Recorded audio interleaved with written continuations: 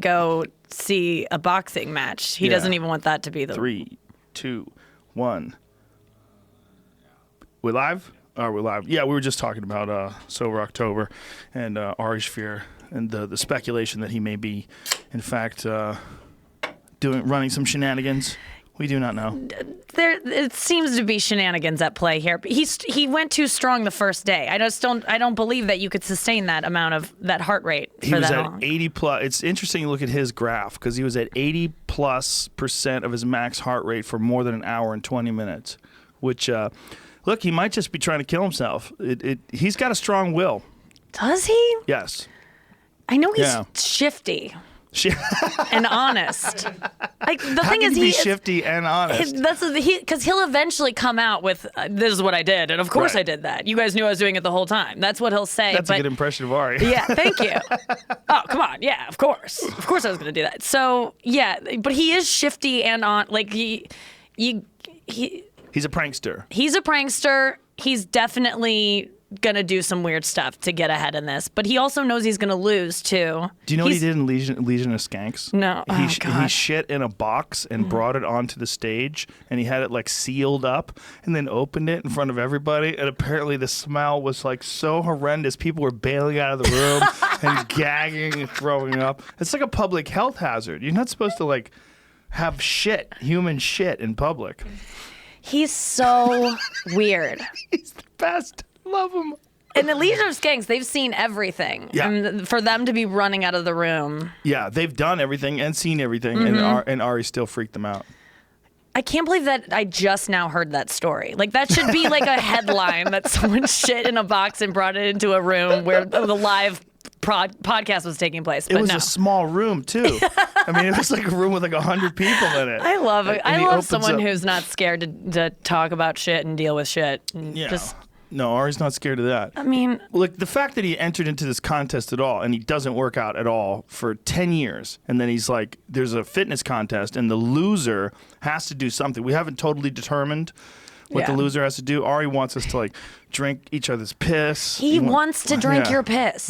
That's what Ari wants to do. Yeah, he can't think he's going to lose. Right. He might not lose. Right now, Tom Segura is in the bottom. Tom Segura is at the bottom. I think Tom is gonna try. You're obviously set to win this thing, but I think Tom's going to sneak up. He's playing it down. You looked at his wrist yesterday. You go, what's that 1,000 something?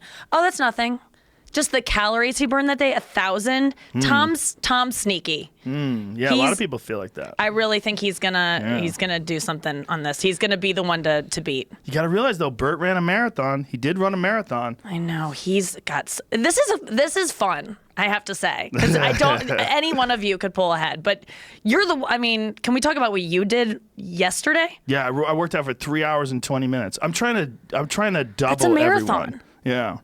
I'm trying to break Bert's will. That's what I'm really trying to do. Because he talks all this Mickey Mantle jean shit. I'm like, motherfucker, I'm crazy. You don't understand. I will work out twice a day like that. I'll try to give you a fucking heart attack, you fat fuck. I would love to say. You will, too. You'll kill him. You could kill him. I just don't know if he's going to. I don't know how long he's going to keep it up. Because, like, Bert's very competitive up to a point. Like, with the weight loss challenge, Tom stayed steady. And Tom won in the end and won. But Bert tried. He tried to sprint towards the end. Right. But it was too little too late. And Tom was talking shit the entire time. Like, I know what you're going to do. You're going to fuck off until the very end. Then you're going to try to catch up. But it's going to be too late. And he was right. Yep. Yeah. Bert, I don't know if Bert's will can be broken. Has it been broken before?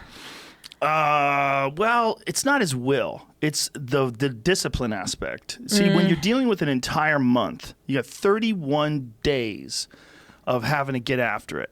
So how often do you get after it normally? See, that's the thing. Yeah. The difference between me and Bert is I work out almost every day already. So for me, it's just like those days off don't exist anymore. So what I've decided to do on my days off is just do shit that I wouldn't normally do. So I'll do the elliptical machine for 2 hours, or I'll do something else. I'll do something else. But the whole time I'm thinking, I'm going to break Bert. I'm going to break Bert.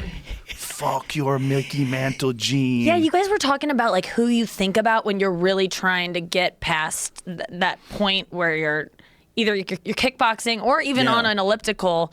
Sometimes you got to get angry. Yeah. and you think of Bert. Right now you're thinking about Bert. Right now I'm thinking of Bert. Thinking about breaking Bert. Breaking his will. I don't understand. You guys are all addicts in different ways. Sure. And this is so interesting to watch because you're right. You already work out a lot. You're an extremely healthy guy, but you're now going to take it. I can see the excitement on all of you to take this to just an excruciating level.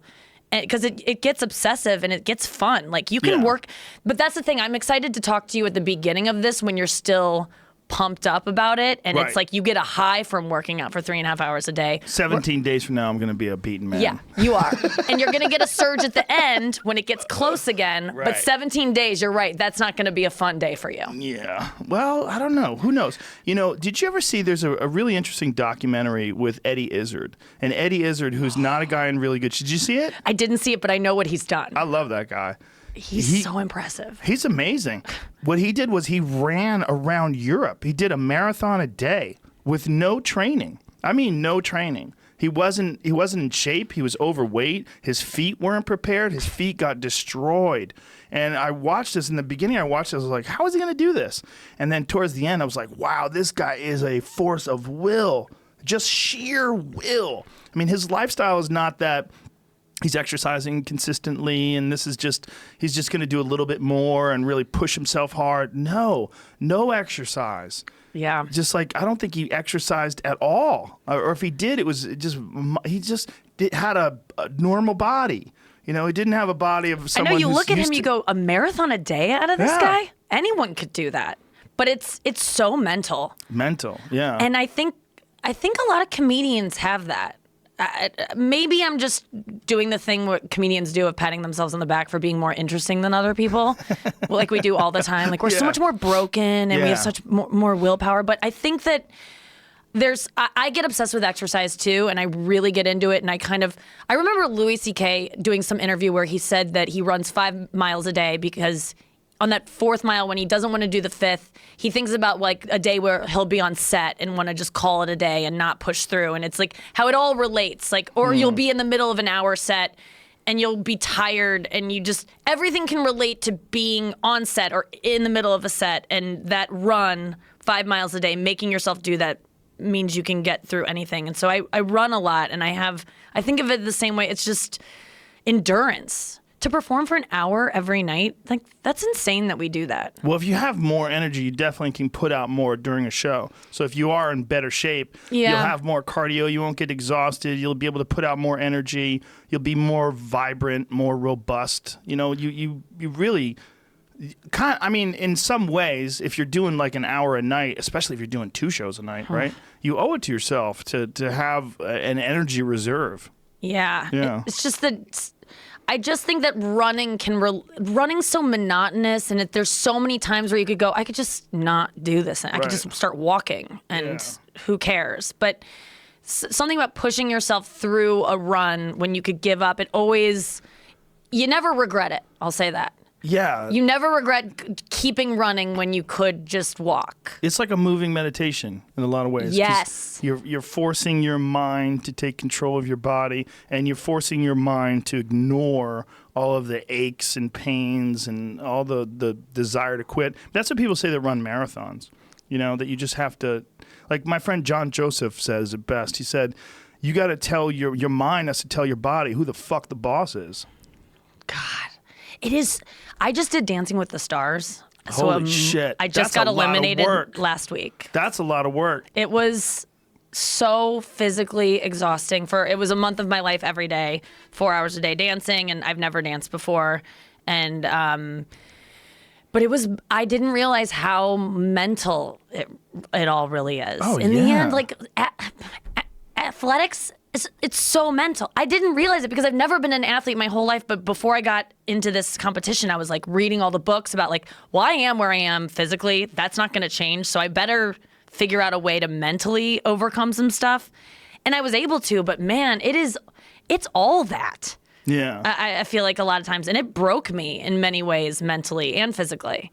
But it was my sober October for sure. It was you working out every single day and giving it, trying to beat Bert. It's definitely not easy There's nothing. I did a bunch of dancing lessons for a movie that I was in called Zookeeper with Kevin James. Yeah. Way back in the day, and I had to learn how to dance, and then I had to learn how to dance with Leslie Bibb, from Talladega Nights. Yeah. She was my ex-girlfriend that I was trying to win back from Kevin in the movie. So I had to learn how to, like, there was a scene where we dance in this ballroom, and it's. You realize how difficult it is. Like, for hours we're practicing these moves, and it's fucking monotonous. And here's the thing. I don't give a fuck about dancing. So it's something like I had to force myself to do that I didn't really want to do. I mean, it's not that I don't give a fuck about, like, dancing's fun if you just do whatever you want, but when you're doing this very specific pattern to certain music and you did, yeah. Oh, yes, this is the scene. Kevin James and Rosario Dawson. Oh my gosh. Look at you. Yeah, we had to practice this shit over and over again for weeks and weeks. Oh, was that you? Yeah. That was good. It was exhausting. There was a lot to it. It was so stupid. It was so stupid. It's so hard. Dancing is so hard. And just like you, wow, that's good. I don't care about it. I don't, it's not something, when I want to be good at something, I will give everything to be good at it. And here's the other thing. If you have a natural ability to begin with, if someone goes, you've got a knack for this. You go, oh, well, I'm good. I'm going to keep trying.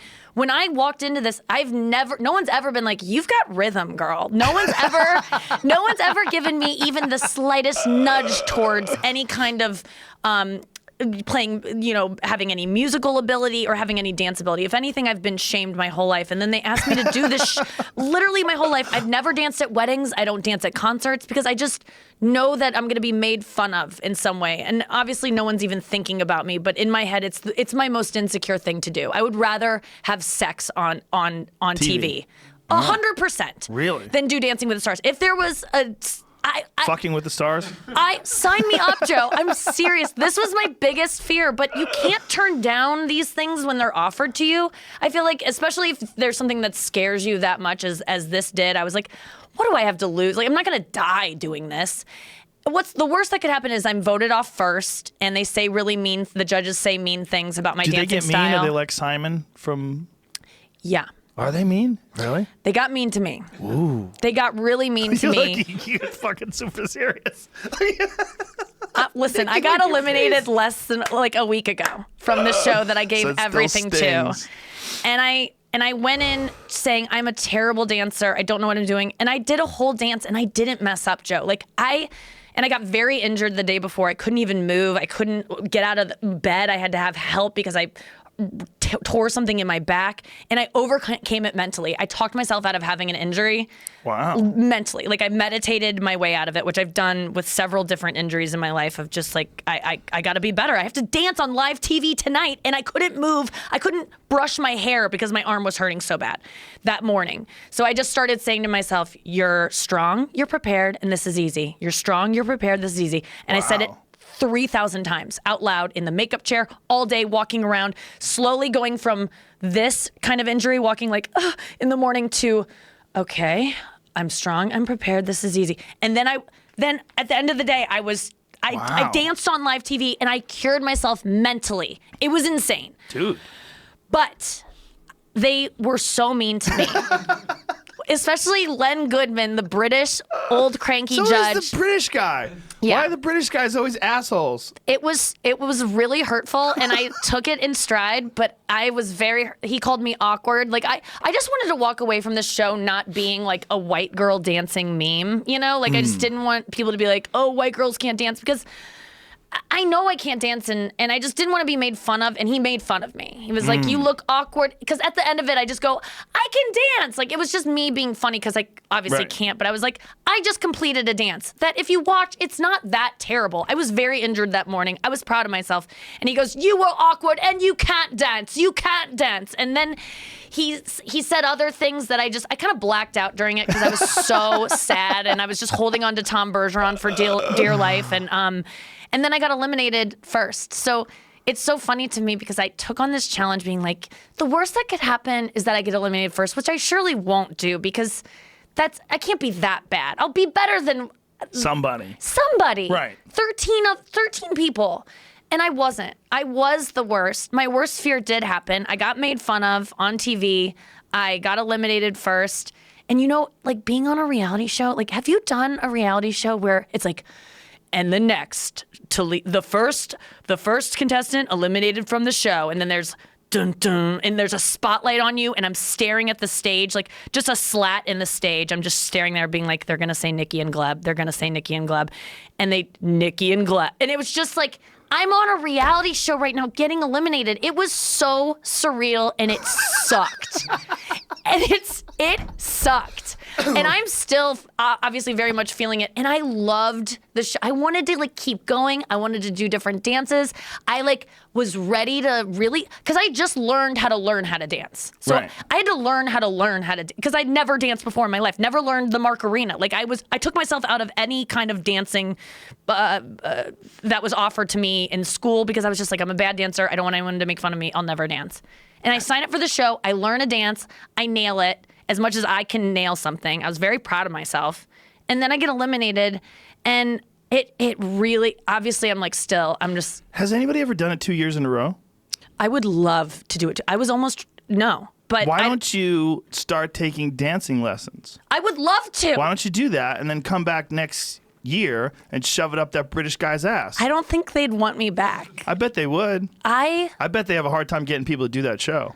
Why did they let me go so soon then, Joe? Because it didn't feel like it was because of my dancing. It felt, when you get eliminated from one of these shows that you just go, oh, someone at the top doesn't like me. There's something else involved here. It's not America. That might be your own head, though. Yeah. That might be your own head. It's probably just, but out of 13 people, they liked me the least. Well, maybe, being honest, you had the worst performance. Isn't that possible? I mean, you don't dance. Look, I did not. If I was on with you, I probably would have had the worst performance. I don't fucking dance. Right? So it's like, you think about your base that you're coming from. You're not a person who dances. Right. This is a totally new thing for you. But if now you have this in your head and you decide to take dancing lessons and you do it on a regular basis, just once, twice a week for a year, you could be fucking amazing by the time next year rolls around. God. I got to see if they allow people to enter a second time. I guarantee you they will. But look, it's fucking hard to get people to do that show. A lot of people say no. A lot of people. It's a massive commitment. Yeah, It is. Yeah, a lot of people don't have the courage or the time or the interest. I did Last Comic Standing twice and got the same place. so this isn't looking good for me. That was it with different hosts or the same host? It was a different host, different judges. Because the first time I did it, I was in college, and there was no reason for me to even get as far as I got. And I was but a year Last Comic in. Standing, let's be honest, it was rigged. Did you ever host or do it? Yeah, you hosted. I was one of the judges. Okay. And there was a real issue with one season, not with mine, but with Brett Butler, Drew Carey, and a couple other people. They protested because the person they voted for did not make it through because the producers decided that they knew better. And because they wanted the television show to be more interesting. So they wanted someone more controversial or whatever it was. So it was this huge deal where they're like, wait a minute, why are we here as judges if you're not even counting our vote? Like, this is all a puppet show. Like, what's happening here? And then there was also conflict because one of the guys who was a producer was also a manager of some of the people that were on the show. And people were like, what the fuck? There was a lot of issues. There was a lot of issues with that show. Yeah, but I think that's every reality yeah, but it's a contest. Show. There's rules. Like, I would tell people that wanted to be on Fear Factor. Like, they would say, hey, man, can you get me on Fear Factor? I'd say, stop right now. There's very specific rules about game shows. Like, I can't even talk to you. If you want to be on the show, I can't say, hey, man, I'm going to get you on the show because I like you and I'm going to help you. I can't do that. Yeah, there's you laws. Can't even, if you want to be on the show, don't talk to me. Right. Because if I have to go to court, like, do you remember that show, Quiz Show? Yeah, the movie was based upon that controversy. Yeah, because it was a fraudulent show. Because during that show, they decided this one guy who was winning, they decided it was a great thing to have him keep winning, and so they rigged the show. And because of that, there's actual federal laws about how you organize and Yeah. run game shows. There's a real laws behind this. So now that's why I think I can't go back. I don't think Because that's the case. I love this idea. I would like to tell ABC I am interested in coming back, and They're going to hear this. They're I know. going to hear this, and I guarantee you can go back. Listen, I would it's fucking... love to go back. I had the best time. I just want to be a dancer now. I don't I stopped doing comedy because I just wanted to focus solely on dancing, and I started doing comedy towards the end because you do something 4 hours a day that you're terrible at. You want to go do something you're good at just to like get your ego back in place because. Right. I was beaten down 4 hours a day of just, I'm terrible. And I was able to get to a place where I could kind of have my teacher, Gleb Savchenko, is one of the best dancers in the world. He would just say, like, he's been a teaching dance since he was 14 years old. And he was like, I've never met someone who is so bad at like I've never met someone I'm special needs dancing. Like if I would be on the short bus for dancers. I just don't have whatever it takes, but I worked hard enough that I was able to learn a very difficult dance. Let me stop you there. It's not that you don't have what it takes, is you've never exercised it. Yes. You know how to move. You're not ambulatory. I see you walking around. I don't mean to say that I'm disabled in any way, but whatever some people are born with that gives them a natural rhythm and like ability to dance, I think there's very little of that, and a lot of it is just a bunch of dancing. And you're doing right. I just haven't danced at all. Yeah, I mean, think about it. I mean, if you never played basketball and you went and played basketball, you're, God damn it, I'm terrible. I thought I was going to kick ass. Yeah. You know, that's like a lot of people feel like that about fighting. Like a lot of people think if I ever fought, I'd fuck people up. Like good luck. You think that? Good luck. That's the thing is I kept saying down the barrel of the camera, I'm like, if you're watching at home being like, why can't this girl do this? Because it would be like clapping that I couldn't get or walking and clapping together. Mm-hmm. And I could just picture people at home watching me struggle and be like, oh, I could do that. Like I say to the computer when I watch this stuff. But I'm like, until you do it, you don't know how hard this is. Everyone assumes that they can do it, just like stand up. But here's the difference with stand up is like, I had people, just like you did, throughout your childhood and growing up, be like, you're funny. You've got, like, no one's ever been like, you should dance. Like, no, do you know what I mean? Like, we have a natural knack at what we do that's kept us, that made us even try it in the first place, right? Like, who was the first person that you remember being like, you're funny? Well, there's, like, one guy in specific that I'm still very good friends with. His name's Steve Graham. He's an ophthalmologist, actually. And when we were friends, I was 15 and he was probably in his late 20s. And we were training together. We were doing martial arts together. And he was just, I would just do impressions of our friends. And he was like, you should be a comedian. And I was like, get the fuck out of here. There's no way, man. I was like, look, I say fucked up things that you think are funny because you're fucked up too. Like, I'm like, regular people are going to think I'm an asshole.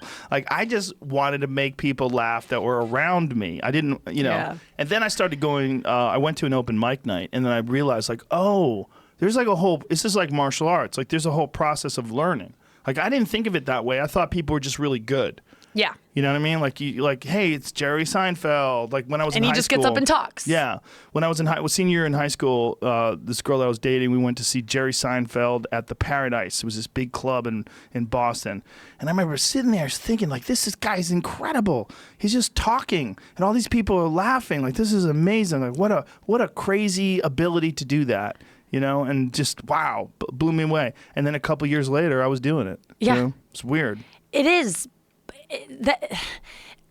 I would love to see a picture of you in that crowd that night, never having been on stage with a mic, like, and then look at you now. It's just so crazy, those moments of like in your life where you were at a Jerry Seinfeld show going, whoa, I could never do that. Yeah. Joe Rogan, that's so nuts. It was weird. And now you're like, you and Jerry Seinfeld to me are like one in the same, like that's the same. So that's cool. But what I'm saying is that you need these people early on, you need to be, I would never have done stand-up comedy had someone not been like, you should be a comedian. I was like desperate for anyone to give me any kind of direction. Right. And then one person says it, one ophthalmologist says it, and then it becomes your career. And that's why I always try to just tell, when I see people like something in someone, I try to say that because you don't know if you're the one person that's going to get them to go do it. I do that too. I've tried to talk like 100 people into being comedians. Yeah? Yeah. I've always tried to tell friends that I have that are funny, I'm like, you should just try it. Just go up at an open mic night and give it a shot. I always just say, do it. If you want to do it now, because you're going to do it eventually and you're going to regret not doing it sooner. You might not do it. There was this nurse that used to work at this doctor's office that I go to. She was fucking hilarious. And I was always telling her, listen to me. You should fucking do comedy. You really should try it. And she never did it. You know, and I went there for years. I was like, and she thought about doing it. She said, I'm going to come to an open mic night. I go, tell me when you're going. I'll go. I'll meet you there. I'll help you. I'll introduce you to the whole process. I'll show you how it works. I'll show you there's a sign up. People go up. Listen, she's not meant to do it. Well, it's like you can lead, what's that expression? You can lead a horse to water, but you can't make them drink. Yep. Yeah. It's like. I know. But just, I think. You have to be fucked up to want that kind of rejection and humiliation that we got in the early days. Like the early days, to like people see you now, you go up in the main room, hey, ladies and gentlemen, Nikki Glaser, clap, clap, laugh, thank you, good night. Seems like fun. Hey, that seems like a great gig. But see you when you're an open micer and you're around all those fucking psychopaths that are signing up for open mics. They're all smelly and Stanford creepy. and Sons in Kansas City. That's where I started, dude. Oh my God. I heard Craig just died recently. I know. We used to call him Beetlejuice because he'd talk to you like this. Hey, Nikki, you want to really work here? Come sit on Craig's lap, Uncle Craigie. Yep. That takes me right back, dude. Yeah. We started there. That was a fun gig. It was a fun gig. I used to love that place. A classic road gig, just seedy. Didn't know if you were going to get paid the full amount.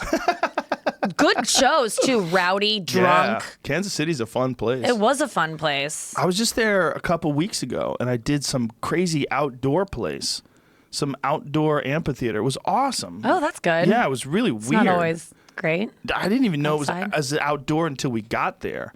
I was there with you have one of those gigs where you're like, I didn't read any of the emails about this. I didn't pay attention to anything. Yeah. It was me and Santino. And Santino was nice. like, I think this is outside. I was like, get the fuck out of here. It's not outside.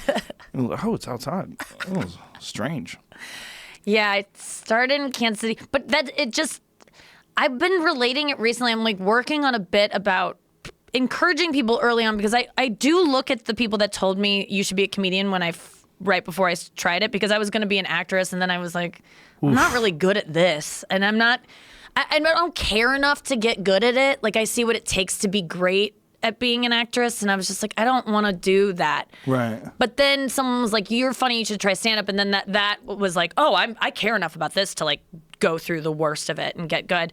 But I've been exploring recently on stage, like blowjobs. I've been talking through, and I think it's the same thing, because I'm not like great at them. I've never been like, wow, you're the best at this. And I've never been a girl who's like, I love giving blowjobs. And I've always heard girls like, there's some girls that say that, like, I love sucking dick. And I've always been like, do they say that to you, or do they say it to guys? They say it just out there. And I've always called bullshit on it, because I just think it's like you're just serving a guy, and there's no way that you can enjoy it. Like, it's not that comfortable of a thing, but maybe you get some what's the compersion where you enjoy someone else's pleasure. Yes. So maybe it's that. But now I realize that the difference between me and those girls is that those girls, the first time they gave a blowjob, I guarantee, or one of the first times, the guy was like, you're amazing at this. You're really good at this. Because when a girl is told, or anyone is told early on, the first time they do something that like, you have a natural talent at this. You go, I do. And then you do it again and again, because you're like, I'm good at this. This is my thing. And then you get good at it, and you're like, it's my thing. But no one ever said that to me about blowjobs early on. It was always just kind of like a means to an end.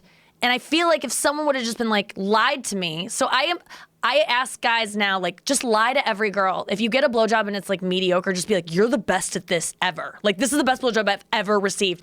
Because she will be it'll make her feel good. What's it going to hurt that she thinks she's the best at this thing that she's not that great at? But she'll do it a lot, because she'll be like, I'm great at this, and this guy thinks I'm the greatest at it. So she'll do it a lot. And then by doing a lot, she'll get better, and then everyone wins.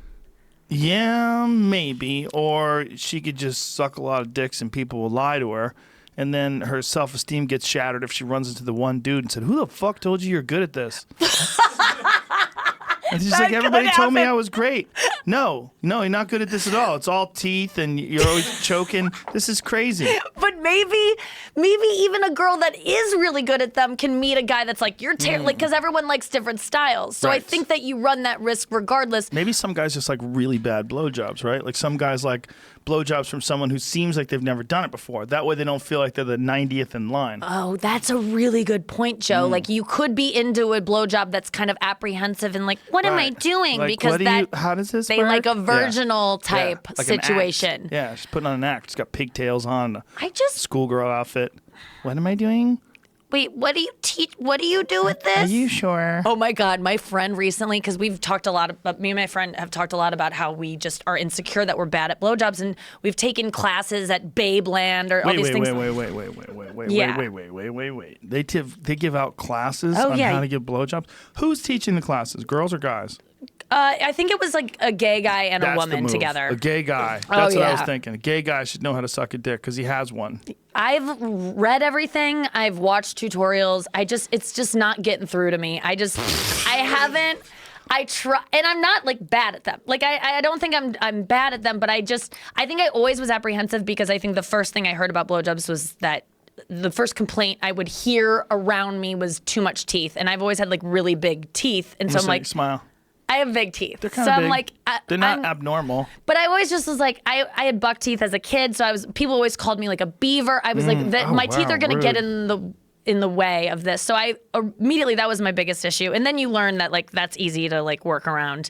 And then, so anyway, but my friend said that she learned this new trick where when she's hooking up, she'll do a role play of like, will you teach me how to do a blowjob? But she's actually like wanting them to teach her. And so it's a hot thing where like she gets to role play, but she honestly doesn't know and then the guy tells her exactly what to do. And then if she messes up, it's like part of the character as opposed to her being bad at blowjobs.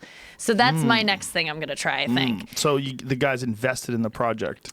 Yeah, and if you mess up, that's part of your character. You're just being good at the role play. Yeah. It's not because you're innately bad at blowjobs. But then when you break up, you're like, listen, asshole, I sucked 100 dicks before you. I knew exactly what I was doing. I was trying to make you feel better, you fucking loser. By the way, they were all bigger than yours. All of them. Exactly. Yeah. It's, I don't know. I have a lot of thoughts about sex, obviously. Well, your act is very much like that. It is, but and I hate being pegged, no pun intended, as like a sex comic, but like, because I just did this ABC show, Dancing with the Stars, and the whole time I'm trying to be on my very best behavior because I want to play the game. I don't want to be the sex girl. You don't want to get kicked off in the first episode. I don't want to offend children watching at home. That's not my... I'm never talking about sex so people go, ooh, she's... You do nightclub comedy. You're there for adults. Well, I'm just talking about what I want to talk about. Right. Obviously, we all know that. But I think sometimes people are like, you're the sex comic. It's like, I just think that's the most interesting topic right now. That's why I'm talking about it. Yeah. But that becomes a problem, right? Like if you get labeled... Yeah. It sucks because I have ambition beyond being a comedian who talks about sex.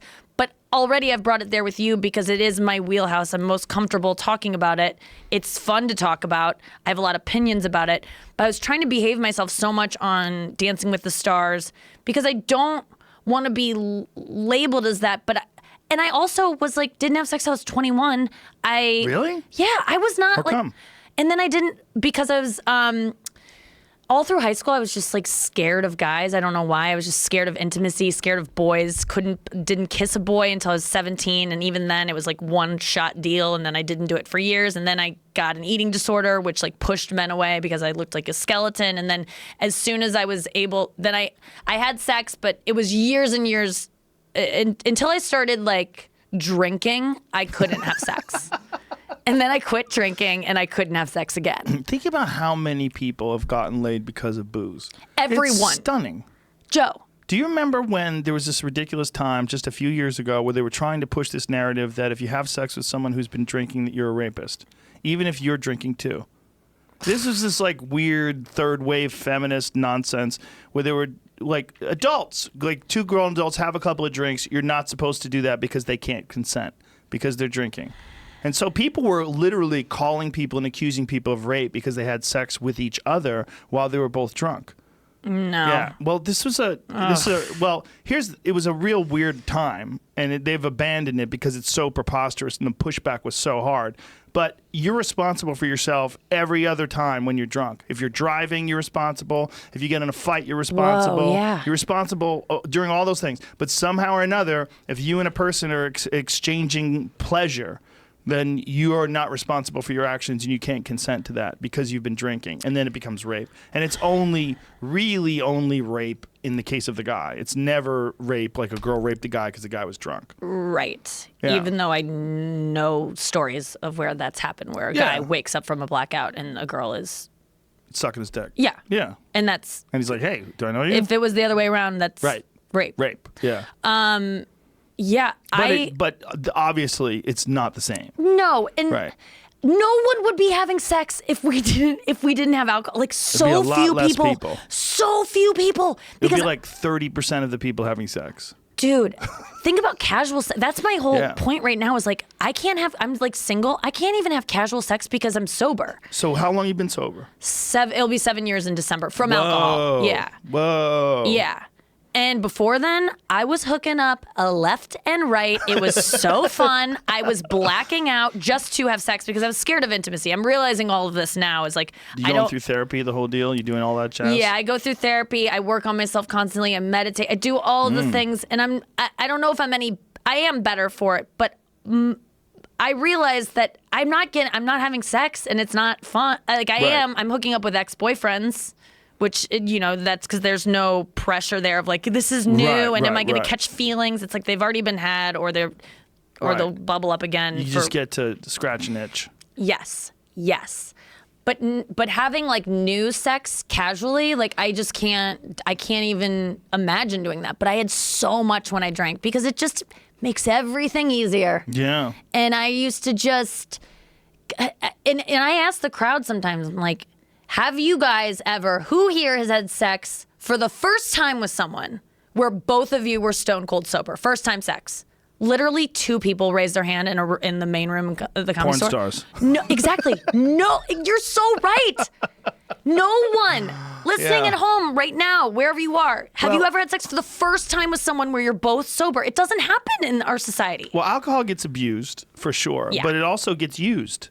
Used correctly. Like there's good things to alcohol. I think it's a technology that alleviates a lot of your inhibitions and it makes people feel better. I miss it for that reason. Are you an addict? I mean, is it possible that you could drink a little bit?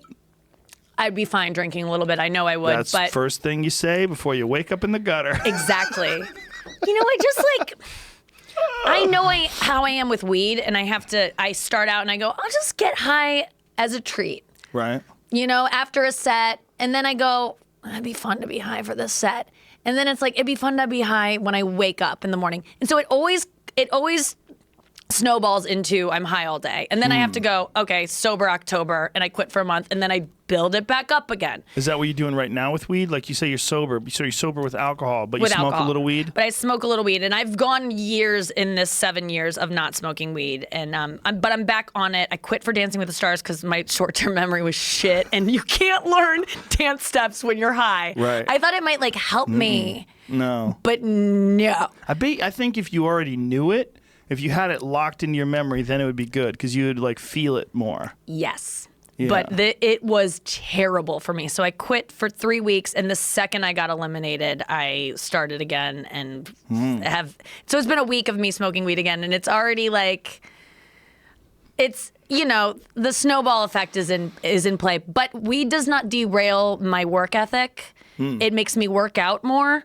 It makes me think in a different creative way, and it eventually impedes me when it starts to interfere with like my voice. If I start getting like hoarse more because I'm doing radio every morning, and then does it make you hoarse? Yeah, because I just like I don't know how to inhale or something.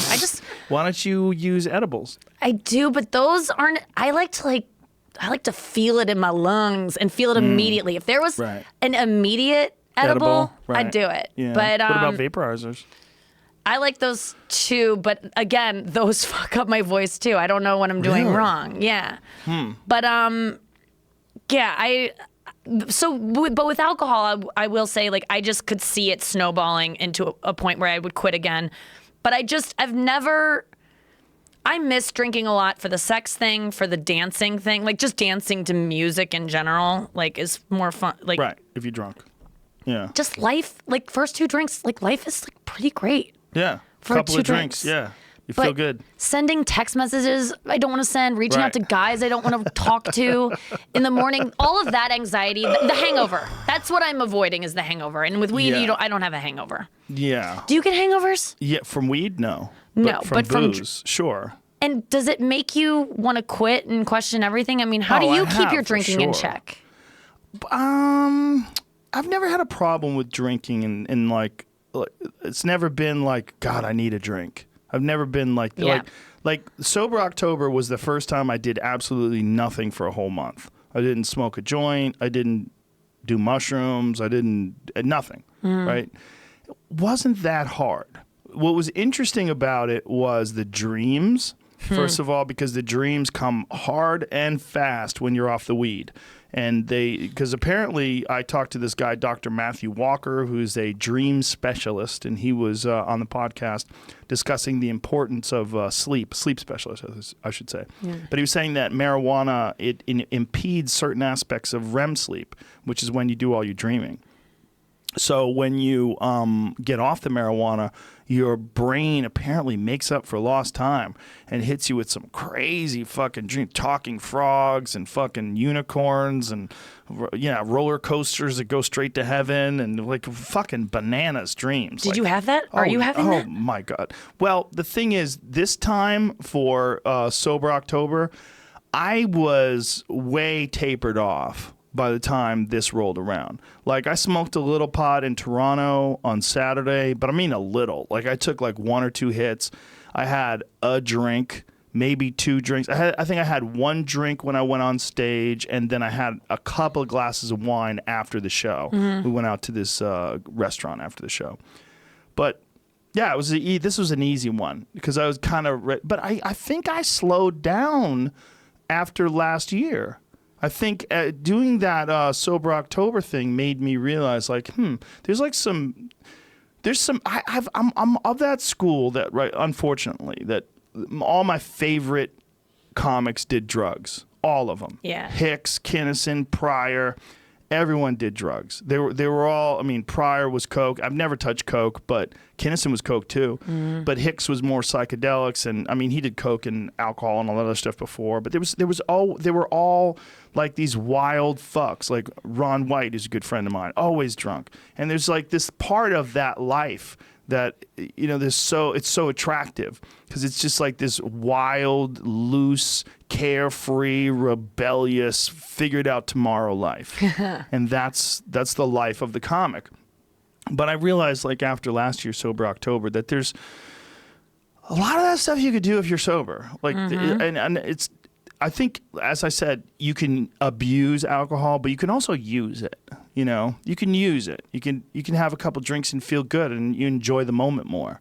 There's something to it, but it's really a matter of your own personality and discipline. It's like how much of an addict are you? Like what is it? What holes are missing in your brain that get filled up with that booze, and that, like, once you take the booze away, there's like this gaping chasm that you need to fill. What is that? And you got to figure out who you are, because I know some people that can't have anything. They have 1 drink and then they're off to the races and they're doing meth. Yeah, that's not me, but it's. I would get blackout drunk a lot, and like after a couple beers, like. Were you less secure then than you are now? Yeah, way less secure. But I think being sober has helped me become more secure. But because you're forced to be in the moment. Yeah, I worry about my depression too. Like with adding booze onto depression, which I feel like I have a good handle of right now. I just don't want to lose it, because I think that, like, I don't know. Obviously, alcohol is a depressant, and so I think that and the people that I get really, really depressed in a dangerous way where I'm like, I gotta watch it. like I gotta be vigilant about meditating every day to keep my depression at bay. Because So what do you think that is? Do you think that's a genetic thing? Do you think it runs in your family? I think it must run in my family. I think we have stuff that I haven't even like found out. Like there's some suspicious deaths in my family that I'm like, was that Suicide? Yeah. You know, where I'm like, I think it's... Describe how it feels. Like, what does your depression feel like? It feels like, it honestly, I get suicidal thoughts, not like, I should kill myself. It's like, kill yourself. It would be fun to kill yourself. It would be fun. Literally soothing. It soothes me to think about killing myself when I'm in my worst depressive stages. And it is, I compare it to like sniffles when you're getting a cold. Like I have a little thought will go, oh, shoot yourself in the head. Whoa. Like it literally comes into my head like a sniffle where you're like, oh God, I'm getting sick again. Okay, I gotta meditate now. And then I'll be fine. Like literally it's like that. And what's before the shoot yourself? Nothing? Nothing. And that's the problem is like, it just is, you know, it can be, maybe it's circumstantial a little bit. Like maybe I'm feeling lonely that day, or I didn't get a thing that I wanted, but I really do think it's like the weather. Like I just can't even describe it. I remember Sarah Silverman talking about her depression. Like it's like just a cloud comes over you and you're just like, oh, well, here it comes. And that's kind of how it feels. And I totally have it under control when I'm meditating every day. I don't get a single one of those thoughts. But like if I skip a day, if I don't do TM one day, those thoughts they come in. And then if you get into a real bad spot, those thoughts start. And I've never even so much as made an attempt or even planned to make an attempt. Like it's never gotten to that, even close to that for me. But I realize that these are the same kind of thoughts that people that end up doing this start with. Like there's some kind of like, I'm people who love me and care about me get so upset when I talk about this, but I think that more people struggle with these thoughts than talk about. So I'm eager to share it because I don't think I'm ever going to kill myself. And I don't think but I think that like a lot of people, I'm at risk. And I don't think that people talk about that enough. Right. Because I do have these thoughts, and it's not even like I go, what can I do to make myself feel better? Oh, I could kill myself. It literally is like, kill yourself. It's like a little voice or something. And I've struggled with mental illness before. I mean, I had anorexia where it was like, don't eat. And you're like, where's that? Who's that? But it's a voice. Did you have don't eat because you thought you were overweight, or don't eat because you thought you'd be more attractive if you looked like a rail? Was it vague? Was the direction vague, or was it just like an obsession? It started out like, you know, high school, I should be skinny. Everyone should be skinny. I like wanted to be famous someday. And I idolized everyone in the magazines, the whole classic thing of like looking literally in magazines and being like, I want to look like that. I hate myself, pinching my sides, being like, if I'm not like that, then I'm worthless. Having a mom who constantly hated her body, was skinnier than me and constantly said she was fat and things like that. Like where you have things modeled for you. So I grew up thinking skinny equals more lovable. And then I lost weight just because my senior year, I lost weight because a boy liked me who I liked back. And I was like very nervous about it. Like, you know, when you just get nervous, right. So you don't eat that day. And I had a date with this guy. It was my first date ever. And that day I didn't eat because I was just nervous. And then the next day it showed up on me because someone goes, you look great. What's going on? And I was like, oh, I just didn't eat yesterday. Like, I can do that again. So it's basically the same thing as saying, you're really funny. You got a talent for that. You're open to suggestion. I'm really you good. You could join a cult. Dude, I know. I'm scared of it. The thing is, I am open to suggestion, but the thing is, I am good at losing weight. I can stick to a diet, and I can black and white things. I can say I'm not drinking for 7. I can quit things. Right. I can quit eating, and I have good will. It's like willpower, and. Right. I learned that like, oh, for the first time, like I could do this. And so I just stopped eating. And then for a while you get like super hot. Like I was very popular for a couple weeks. And then for a hot second, I was hot for a second. And then I got so scary skinny. And then I couldn't stop. Oh, wow. You were just like, I don't, everyone's like, hey, you looked great like a week ago. Like right now it's like kind of concern. And I'm like, well, I don't know what to do because if I eat, I'll just get fat again. And so this is all I know now. And then it becomes, if you eat, you're weak. And then it becomes obsessive compulsive. And then it's not even about being thin anymore because you look in the mirror, and I would look in the mirror and go like, you're disgusting. Like I looked like I look like Holocaust pictures. Like that's how bad I looked. Do you have photos of yourself from back then? Yeah. That you keep to make sure that you don't ever get back to that spot again? I won't ever get back to that spot again because I'm too vain to do that now.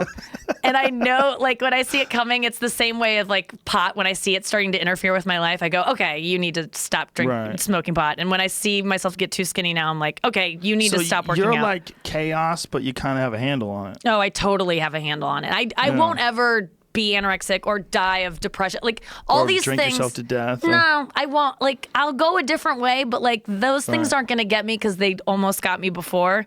I mean, anorexia, I should have died. I was going to die from it. And I planned on dying from it. You planned on dying from it? Yeah, because, Joe, I was starving. It sucks to be starving. But you planned on doing that? Yeah, because I wanted to die. I was like, How old it were was you a at the time? slow suicide. 18. Jesus. 18, 19, 20, How 21. light did you get?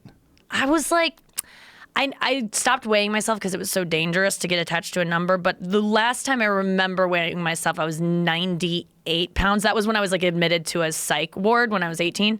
And how tall are you? I'm 5'9". And what do you weigh now? I'm 135 now, and I'm skinny now. So yeah, you're not heavy by any stretch of the imagination. Right so now you were I'm like 35 pounds lighter than this plus. Yeah. Yeah, more. That's crazy. I was so thin. I was so, like... That's crazy. Everywhere I went, people would point and whisper and talk. It was one of those things where it was like, you've seen girls out and about There's like that. There's a lady and that used to go to my yoga class that was terrifying. Yeah. She was so scary. She looked like... she was a small person, too. She was only like 5'1" or 5'2", and she looked like she probably weighed 80 pounds. Yeah. It was awful. And that's the way people, and I see girls like that now, and I do the same thing that people used to say to me, which is like, just eat a sandwich, bitch. Like, what are you doing? Like, you can't. I know you can't say that, but I don't even relate to the person I was when I wasn't eating because the only way I can say is like, I could not eat. I could not do, it was almost like, if you were to if a protein shake, it was like drinking poison. Like, I'm going to die if I drink this. It was that hard to eat. So how'd you get out of it? First of all, I was admitted to a hospital because I was going away to school. I lost all this weight in like a couple months. Like it went away quickly for me and it got scary fast. The school called my parents. My parents were in denial because they didn't want to believe that their daughter was like dying. Oh, great. So they were concerned, but like I was lying to them about, I'm going out to eat. I'm not going to be here for dinner tonight. Just lying. I went to the doctor to get a physical because I was going away to school in this fall. This was July. I went to go get a physical, and my pulse, I have like a low pulse anyway. Like I have what is it? bradycardia. I think it's 37 to 42 resting. You have an issue? What is it called? It's called bradycardia. It's just like a low resting pulse rate. And I don't know. You don't exercise? No, I exercise a lot, but even when I don't exercise a lot, I still just have a low. Do you do a lot of cardio? I do a lot of cardio now, yeah. But that's this is like elite athlete resting heart rate. It's like Lance Armstrong. I'm really proud of it, but I do nothing to support it. Like I run every day, but not like enough to boast that. But it saved my life because I didn't know I had a low pulse rate. But when I went in for this thing, this physical, the doctor clearly could see I was anorexic because they looked at me and weighed me, but they didn't have any kind of like data to keep me. Mm-hmm. But until they took my pulse and they were like, if you leave, you're going to die and you're going to be a liability to us because we know, so you can't leave. You're going to, a 5150 or whatever it is where you're committed to a psych ward. So I went in for a checkup, was taken on a golf cart to the other side of the hospital where I was checked into a psych ward. Whoa. And my mom's like, no, she's not. And they're like, yes, she is. And so I was admitted there, and I had to stay there for a couple weeks, I think. And then I lied to get out of it because I ate just enough to get out. And then I went to school. I convinced my parents I was okay to go away to school, which I wasn't. Nearly died there, just starving myself and exercising too much. And that is how I got out of it, was that. So I wanted to die because I was hungry all the time. Being hungry sucks. And I couldn't eat. I didn't know how to eat. I didn't even know how to begin to eat. So I was like, every night I would just pray that I wouldn't wake up because I would go to bed freezing cold because you have no fat. So you're cold. had to wake up. I was going to school in Colorado. I was ill prepared for the weather, and also I had no fat on my body. It was an awful existence. And then I did stand-up comedy for the first time because... As an anorexic? Yeah, because when I went to school my freshman year, I was so crazy looking. Like... I was like the Nightmare Before Christmas Jack Skellington. Yeah, that is what I looked like. I look at pictures, I'm like, how did you have friends, bitch? But I did because I became really funny because I wanted people to go, look over here, don't look at me. So I was a shy kid in high school when I was not anorexic. But then when I needed to make friends, because I went to school alone, I was like, oh, I'll just develop this really over-the-top personality so people don't notice that I'm so thin. So that's when I became funny, really funny. You know, I was always like dormantly funny. But that's when I became like outwardly funny. People started telling me I should be a comedian my freshman year. I tried it. I did it one time. And then I was like, oh, I have a reason to live now. Like I have a purpose. And that sounds so... stupid, like cliche to say like, oh, comedy gave me a reason to live, but it really did because I didn't know I was like, what am I gonna become a teacher? I don't care. I'm not passionate about that. But this, I was like, okay. So then I was like, I have to gain some weight if I'm gonna now have a career. So then I found a therapist. I was like, I gotta beat this. I started reading books. I found a therapist, and I found this one therapist who told me the thing that really broke through, which was like, when you have anorexia, everyone's like, just eat something. Why don't you eat something? And you feel very in control of it, and you feel like you're the one to blame for it because you're the one that's choosing not to eat, and you're the one that's choosing to exercise, and so I felt all this shame about like, why can't I cure myself? Why am I giving myself this thing that's ruining my life? And then this therapist was like, think of it as like cancer. Like you got sick. Like something invaded your life, and there is a demon inside you telling you don't eat, and it's not you. It's not you, so don't listen to that voice. And then as soon as I was able to like disassociate my illness from like, it's my choice, it's my doing, I'm not eating, and I was like able to see it as like The Exorcist, like that little girl has like a demon inside her that's like, don't eat, bitch, don't eat. If you eat, you're weak. As soon as I was able to go, shut up, voice, then I was able to eat again. It was like one way of perceiving my illness that was able for me to like crack it. And then it took many years to like, and I still struggle with, you know, control issues over food, but I'll never be anorexic again. But yeah, it was that. It was a mixture of comedy and also therapy that they got say me that out of with it. alcoholics too, that's one of the reasons why alcoholics, when they talk about it like it's a disease, and people who aren't alcoholics who are judgmental go, it's not a fucking disease, cancer's a disease, leukemia's a disease, you're just weak. But if they treat it like it's a disease, then you can cure it. But if you treat it like you're weak, then you just shit on yourself, like, I'm weak, I just want another drink, like, what is it about me, why do I need this booze? And there's this weird cycle, this loop that goes on in your brain. You know, like, I don't want to drink. Damn it, I drank. I'm never going to drink again. Fuck, I'm drinking again. And then these people that just get completely out of control, one of the ways that helps them is to treat it like it's a disease. Yeah. I think it was just a way that I had seen so many doctors, but until that one guy told me to think of it, and like literally did the thing where he put a chair in the corner of the room and was like, talk to your disease. Tell it what it's done to your life. And I had to like, and I go, this is stupid. I'm not doing this. Fuck you for everything. It took me 30 seconds until I was sobbing, screaming at this empty chair. Whoa. But it worked. Have you ever talked about this on stage? No, it's so weird because I feel like I'm still too in it, or I don't know. I want to be able to someday. And when I am able to, it'll be like a real huge moment in my career and life. But even me being able to talk about it on podcasts like this or in platforms like this is new to me still. And I've done it before, but I just feel like I still suffer with so many of these things that I'm like, oh, it's so weird to talk about it. Like I like to have a little bit more distance even though I'm 34 now and I had anorexia when I was 18. I'm still like, it's still too new. But sometimes things... 16 years seems like a long time. I know. But it goes by quick. Happens very quick. Yeah. I just like to have... I don't know what it is. I think I'm still so angry about it, and there's still pieces of it that I'm like, how did I get this, and how did I have to save myself instead of someone else coming in and saving me, and why didn't someone intervene before? They can't though, can they? I mean, now it's very hard for someone to convince someone you need to stop drinking, or you need to get your shit together, or you need to do this, or you need to do that. You need to hit your own bottom. I know, but I feel like, you just,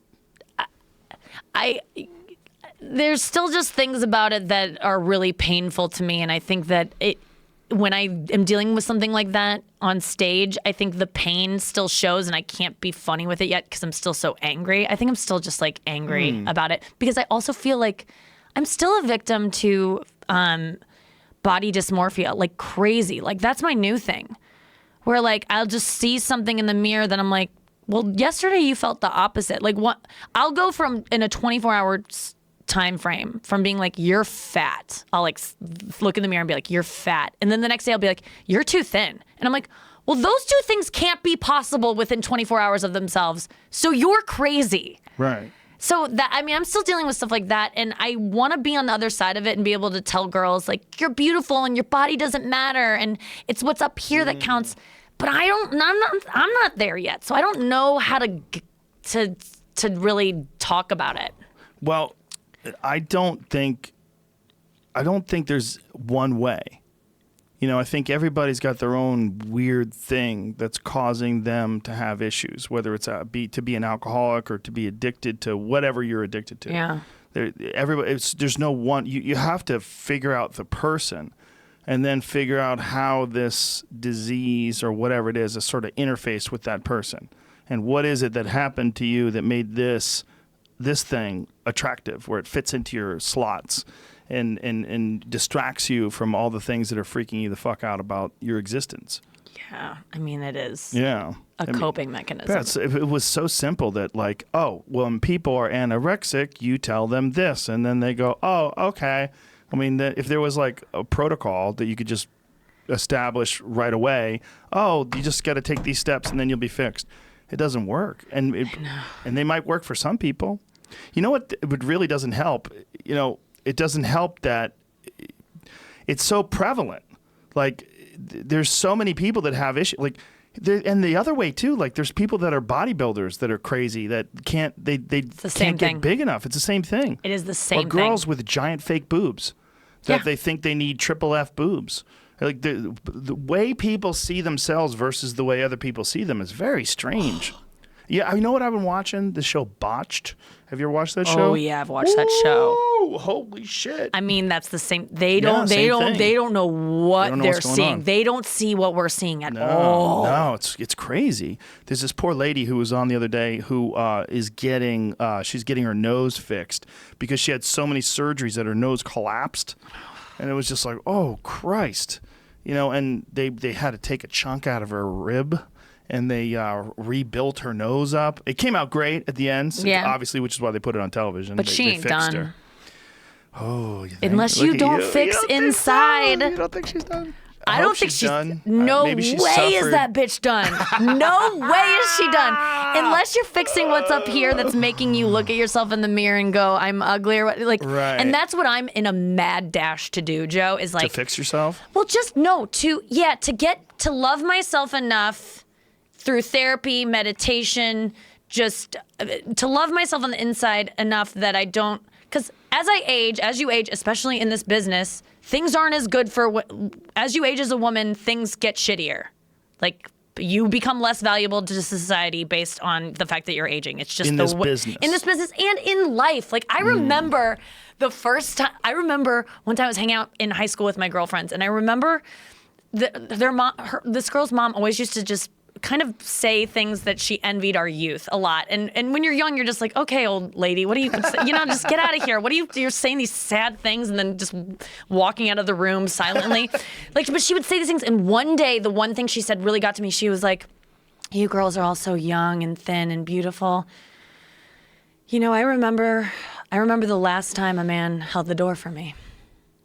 And then she just left the room. And I'm like, oh, there's a day that just stops. Wow, that's ridiculous. I hold the door for old ladies all the time. That's stupid. But I think she meant the last time a man wanted to fuck her. Right. And you know when that's in the air, when there's a door being held for you by a guy who's like, I could fuck you. But why is that gender specific? I mean, that's with men as with women. Men too.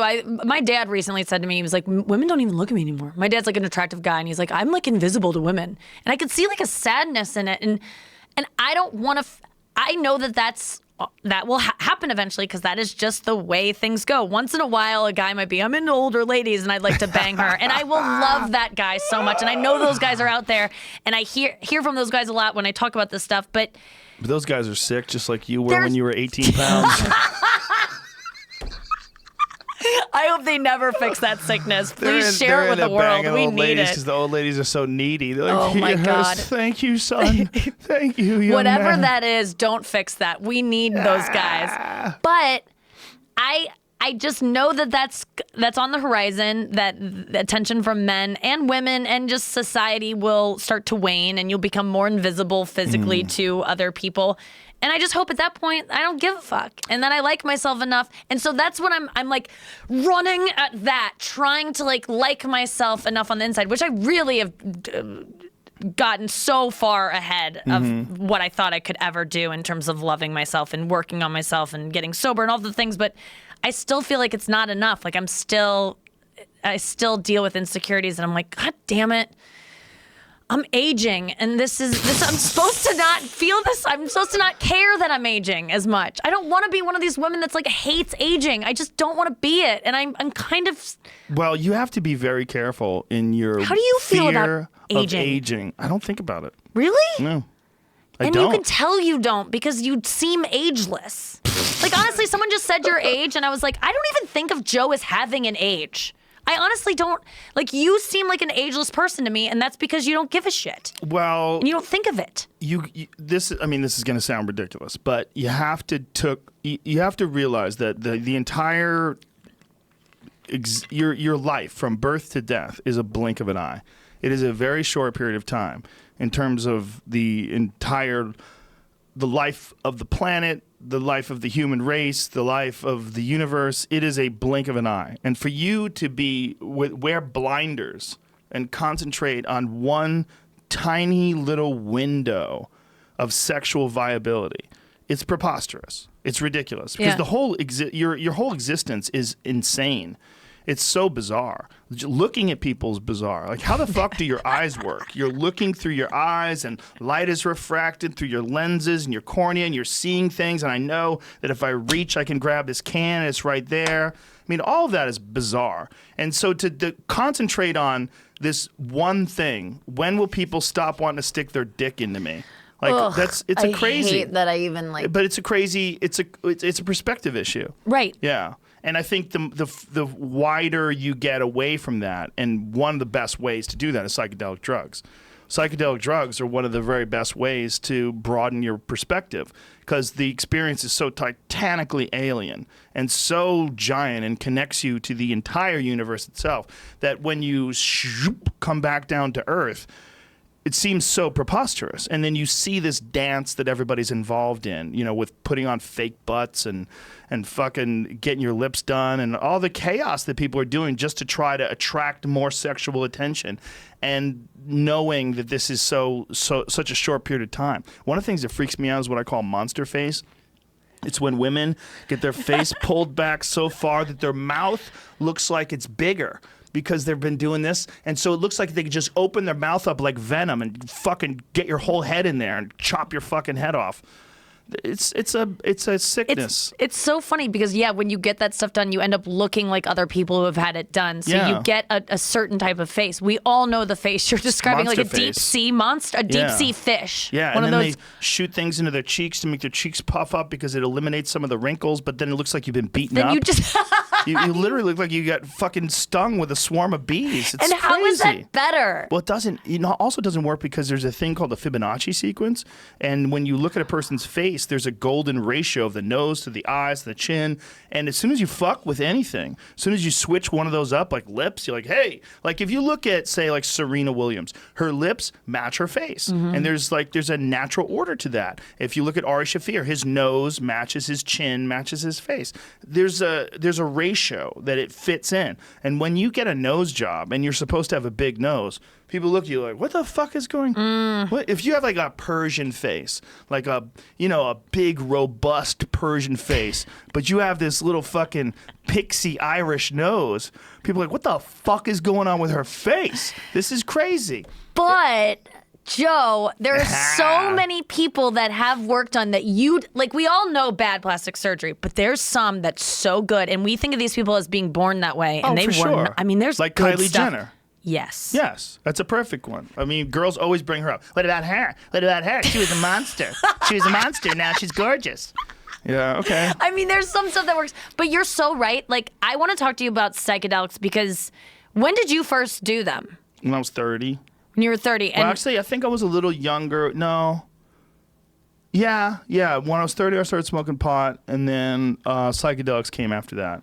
And did you, I mean, obviously, that was before the time when people thought psychedelics were a way to, like, heal yourself. Like, I feel like this is kind of like a new movement that psychedelics are the answer now. If you were around the right people back Sure. then, you would get that information. Yeah. Were you around the right people? Yeah, Is that how you got luckily, introduced to them? fortunately. Yeah. I was around a lot of...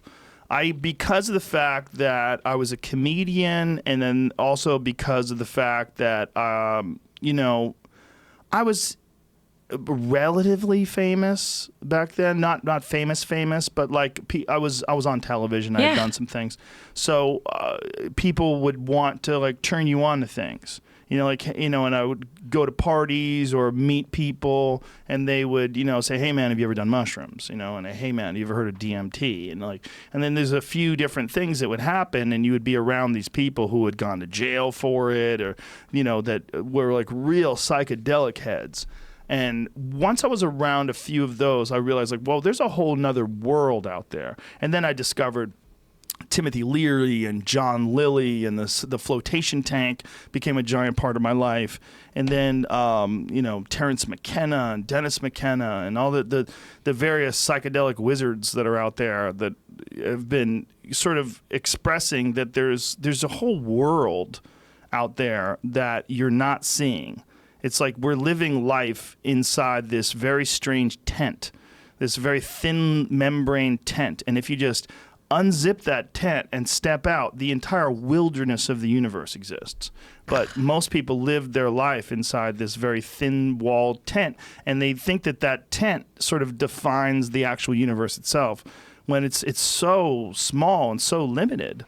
Is there a chance that you open that tent and you don't like what you see and now you've fucked your whole life up? Because I think that's most people's apprehension about doing that. Like, specifically, can you not come back? Yes. Well, Sid Barrett, there's been a lot of people that were, I have friends that know friends that, well, the issue is with, psychosis and people that have schizophrenia, people that have like legitimate mental health issues. And the argument is correlation or causation, right? And the argument is, do psychedelic drugs cause mental illness, or do a certain amount of people already have mental illness? And I think it's much more likely that the percentage of people that are schizophrenic remains static. Because if you look at it like this, the number of people who smoke marijuana who are also schizophrenic mirrors the number of people who are schizophrenic, period. So it's not that marijuana causes schizophrenia. So it's a 1 out of 100 or whatever the number is. They just have this issue.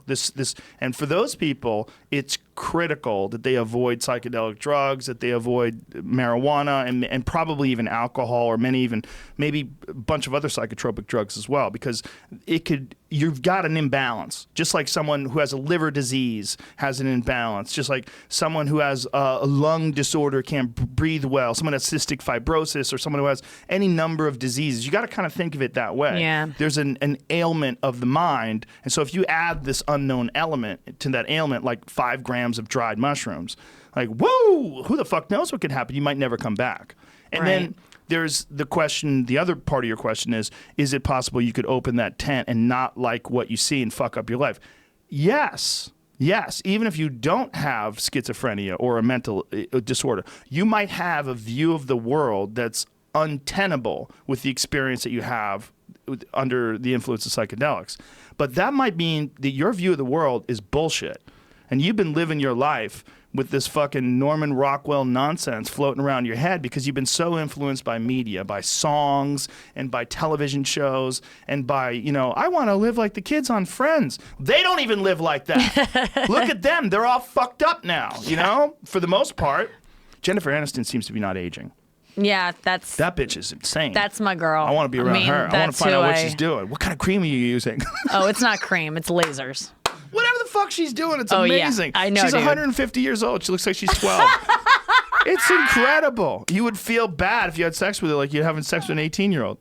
She looks amazing. She literally hasn't aged. She really does. Matthew Perry looks like he's been to hell and back. Like that motherfucker went head first into a sandstorm and he got his face ripped off. Like he's been just doing meth every day and smoking cigarettes, one lighting the other from the time he's awake until the time he goes to sleep. Oh my God. He looks like total dog shit. And she looks fucking amazing. I know. They worked together. They were both young together. Could they not have shared some skincare? How the fuck? I mean, that is like a perfect example. It is a perfect example. But even she can't keep it together, right? She's on like some new marriage and that got divorced, and it's like there's this chaos to this business and this. I know what you were talking about. Like I've talked about this many times in the podcast. That this business is nuts because it takes people that are insecure already and then puts them in a position where they have to get chosen for things. So you have to audition and people have to decide whether they like you. Next, Nikki. Okay, Nikki. So, what happened to your Comedy Central show? You had a Comedy Central show that didn't work out? It just, there was an internal thing. Okay. It wasn't it was a good show. And you were on Dancing with the Stars for a hot minute. Yeah, again, that was just like, there were just... But that guy was really mean to you. What was that all about? Well, I think I reminded him of a granddaughter who hadn't called him in a while. British judges that are such assholes. I don't know. Anyway, you're right. So you're reading for Amy, and Amy is an anorexic stand-up comedian who likes to drink and black out. So right up your alley. So here we go. and then you do it and you go, okay, well, thanks a lot, Nikki. Good job. Okay. And so you'll call me? Yeah. No, you'll kind of just watch the show that you're auditioning for and see someone else in the role, and that's how you'll know. And you scream. So you leave, and then you walk out feeling like 100% dog shit. Like you're from the top of your head to the bottom of your toes is just dog shit. And like we do this stuff and you got people commenting on it and tweeting at you and saying it's like, you're right. It's like, I'm in this business because I'm insecure and I want people to strangers to love me. And then I don't even accept the love that they give. I don't care about the tweets that are nice. I reject those and I think you're crazy. And then I think, and then I look the assholes. Yeah. Which I don't read comments or anything. Like I've been really good about like self-care of like, that's not ever going to bring me joy is going through the comments of a YouTube video. But that's still smart. Mean things get through. And yeah, you're right. Like I'm a really strong person to be where I am in this business and have gotten as far as I've got. But it breaks me at times still. And it's a tough business. Scared. And I'm so excited to do Psychedelics. Are you kidding me? Yeah. I'm How excited? Like I want to do it with a shaman if you're available. But I want to do it in like a really controlled way because I do think it's the next frontier for me in terms of because I'm done with talk therapy. I'm like this is too slow of a process. Have you ever done any psychedelics? I did mushrooms once, but it was not a good experience because it was a bad setting. A very small amount, and not enough to like really have a good trip. Even though it was a small amount, it was still a bad experience? It was just bad because I was hanging out with two people, a couple that got into a fight while I was with them, and they kicked me out onto the street in New York City. Oh my God, while they were on mushrooms? They got in a fight on mushrooms? Yeah, it just got kind of tense hanging out with them. We were supposed to just like us three chill on their roof and like look at the skyline and just have a nice night. But then his girlfriend got sick. They were in a weird kind of bickering thing. I was like, I'm gonna go. I left. I had been arrested the night before for smoking weed on the street. So I'd spent 6 hours in a holding cell the night before, but I had planned to do mushrooms the day after, and the guy was like, you should still do them. We'll celebrate you getting out of jail. And I was like, okay. So I did mushrooms. I was broke. I had just been arrested. my God. And I was on the street, and I remember I called my parents because I just felt like the way that smoking weed is portrayed in movies where it's like, whoa, things coming at you, like, you know, that's the way I felt on mushrooms. Like, I don't know if that's the normal way, but like, I felt like everyone was just like in my face. I called my mom and I go, Mom, I'm on mushrooms right now. I'm on the Upper East Side. I'm just trying to get to my friend Mike's house. And she goes, who do you think you're talking to? You don't call your mom and say you're on mushrooms. Like, she was like, for once in her life, she had boundaries. And she goes, talk to your father. And so then I talked to my dad and I was like, I'm on mushrooms and I don't know. And he kind of talked me down. But I just went home and chugged a bottle of wine because I was like, I want to feel something else other than this because I felt too much. I felt a lot of love and that scared me. But this was before I quit drinking. You felt a lot of love and that scared you? Yeah, I was like calling my friends being like, I love you. Like in a way that I had never felt before. And I was like, I don't like this feeling. Why? Chug, chug, chug. I don't know. Why did you not? Well, maybe it's because you were alone. I think it was, I was going through a lot of things. That was like, I think I was bulimic at that time too. Like there was Christ, woman. This was not a good time in my life to be doing psychedelics. But now I think I've read enough about them and I'm like, you know, there are soldiers that have PTSD that go through talk therapy for years and have minimal amounts of progress. And then they do one thing of DMT and they're like, I'm good. Yeah. Like there's something there. I can't wait for whatever that is. I want to do ayahuasca. I want to do DMT. I want to open up those doors. MDMA is great for soldiers too. MAPS is doing some really serious trials right now with MDMA assisted therapy. So they're taking people with PTSD, whether it's soldiers, victims of violence, and they're taking them through MDMA assisted therapy. And they're having some pretty dramatic results. I think it is like the next big I'm so excited about it for certain people and myself. Like I just Have you done MDMA? Have you done ecstasy? No. No? I only did it once, and the rebound the next day was horrific for me. That was one of the worst hangovers I've ever had. Like it wasn't just a hangover, it was I felt really stupid. Like I couldn't read. Like I was trying to read a magazine the next day, I couldn't read, and then I had to perform that night and I kind of ate shit on stage.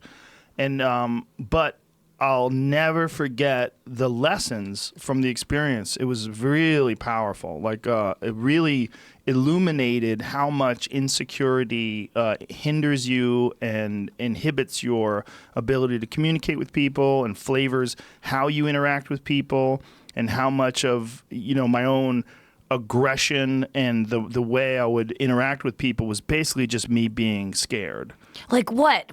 I want to know what Joe Rogan was before psychedelics. Like what are the things that you socially, the hurdles that you've overcome? Well, what were you like? What were the things that you're like, oh my God, I can't believe I was like that. I'm dying to know this. Well, when I was young, I was super insecure. My parents split up when I was really young, and then we moved around a lot, so I didn't have like a base of friends. And then I found martial arts when I was a young teenager. And what martial arts did was it gave me something that I finally felt like I wasn't a loser at. It was like the first thing that I ever did where I was like, oh, I'm good at something. I can be really good at something. And I got good at it really quickly because I was obsessed. I was completely addicted, and I was training every day. And it became my identity. So my identity was that I was really good at martial arts. And so to be really good at martial arts, especially in competition, you have to be very aggressive. You have to be ruthless, and you have to be you have to embrace this sort of there's an undeniable violence in kicking someone in the head. I mean, it's very violent. Like martial arts competition is extremely violent, and you have to be able to embrace that. And the embracing of that and the terror and the fear of it all it shaped my developmental period. So like when I was 15, 16, 17, 18, 19, 20, 21, 22, that was my whole life. That was all I did until I started doing stand-up comedy. Wow. So my entire formative period was based on violence. It was all I mean, it was martial arts. It was very controlled. I wasn't like a bad person who was like beating people up or anything like that, but I was ready to go all the time. Like it was always around any corner, there might be something, the next person might say the wrong thing and you might realize you're going to have to fight them or whatever it was. And that took a long time to let go. That took a long time to like shake off. Were you easily angered? Would you get into fights easily? No, I didn't really get into it. I was smart. Like I would avoid fights. But you were tense. You were anxious constantly. My personality developed through violence. I mean, really, developed through martial arts competition. From the time I was 15 to the time I was 21, I traveled the entire country. All I did was fight in tournaments. I fought all the time. I fought like, I don't know how many times. Did you have girlfriends? Like, I mean, you were upset. You were like an Olympic athlete. You were an elite athlete at 15. What was your social life like? I wasn't elite at 15, but by the time I was 17, when I was 18, I won the state championship. Well, but to get to that point at 18, good. you were My practicing social like an elite athlete. Wasn't good. Yeah, I was going to say, it had to have just been... Yeah, it was awkward and weird, you know? What were you like with girls and stuff early on? Did you do okay? Yeah, where did you meet girls? All right. I mean, high school. I had girlfriends in high school, and then there was a dry period after high school for sure.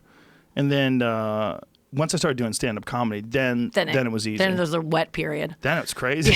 Then it's like, whoa. I know. Yeah, it's like that is nuts. But my life was all about competing and being in the gym, so there wasn't like a lot of time to meet people. No, you know, it was all very strange.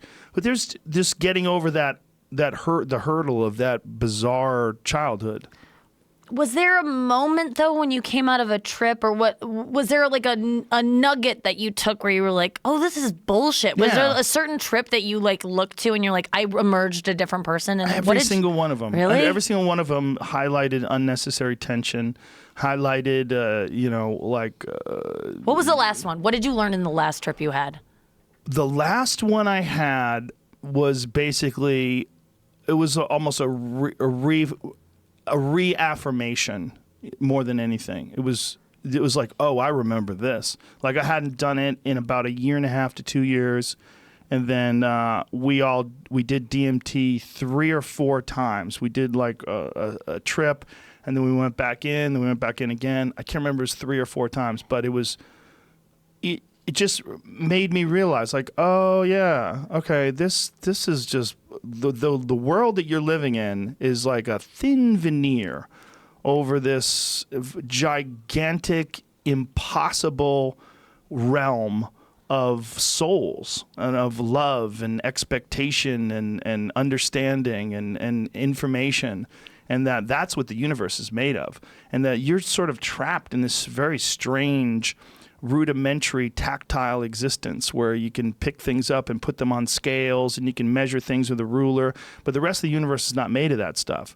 The rest of the universe is made out of ideas. The rest of the universe is made out of thoughts, and there's dimensions that you can't travel to with your feet and with a car and with a plane. Like there's portals that you go through, and these portals are chemical portals, and your brain literally is wired for these. Not only that, your brain produces dimethyltryptamine, which is the most potent of all psychedelics. It's literally made by the human body, and it's everywhere. It's in all sorts of plants, thousands of plants.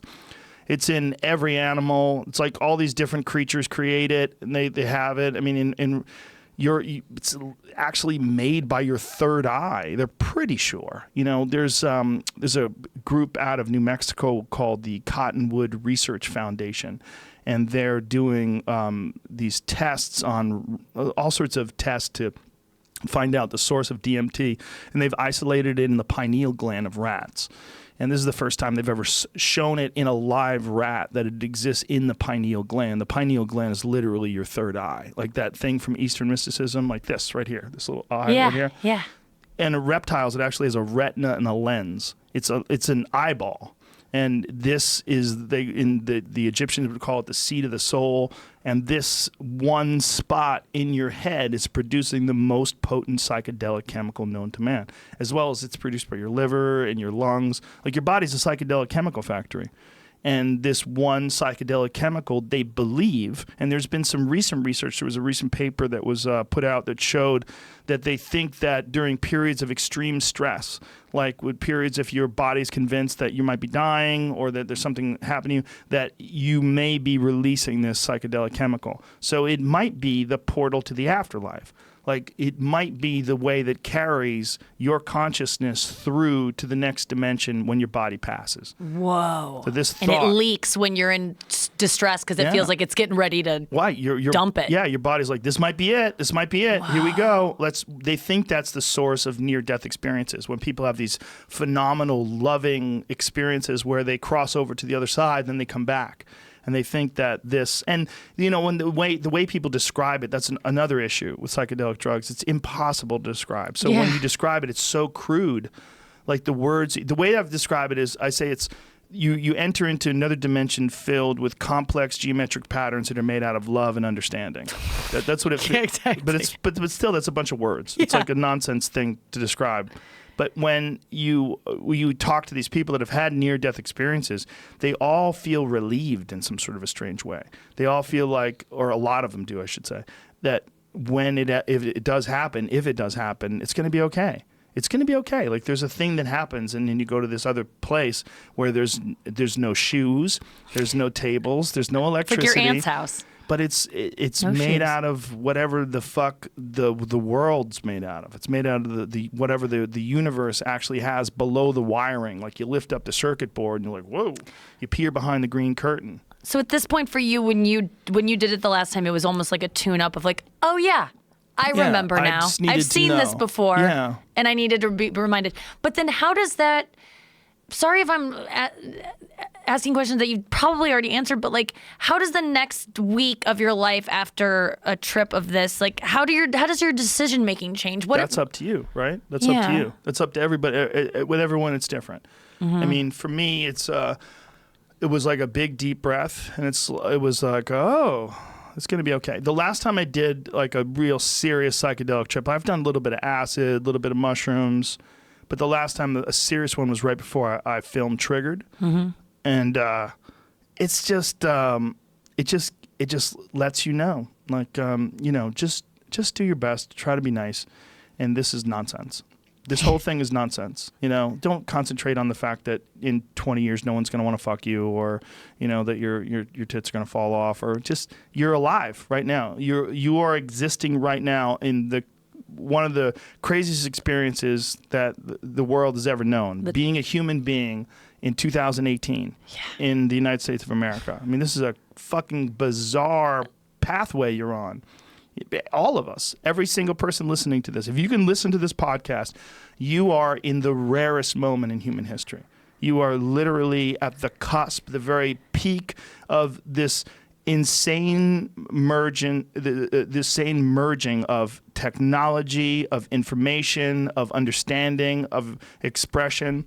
All the stuff that you see, all the stuff that we're seeing going on right now socially, whether it's the Me Too movement or whether it is, social justice warriors and people who are woke and crying out racism for all these things, all this bubbling up of our culture is all this recognition of this ability to communicate, this radical new ability to express your ideas that is being done by some people that are irresponsible, some people that are very responsible, but everyone gets a shot. And it's just like YouTube comments. It's fucking chaos. It's so chaos. Our culture is YouTube comments. The world is YouTube comments. Our interaction is this unique ability where anybody can express themselves. And some people have larger signals, like you, or like Ari Shaffir, or like, fill in the blank. Anybody who has a podcast, they have a larger signal. And, you have a YouTube video, that's a larger signal. You have a Comedy Central show, that's a larger signal. But everyone has a signal. And everyone's fighting for relevance, and everyone's fighting for attention and acceptance, and they're fighting for their own significance. They just want to exist, and they're yelling out, and sometimes they're yelling out like a baby, and sometimes they're yelling out like a wise person on the mountain who has some new information. And it's all happening at the same time. And it's all just and we're sorting it out. Like, and some things don't stick. Like this whole, if you're having sex and you're drinking, you're a rapist. Like, that didn't stick.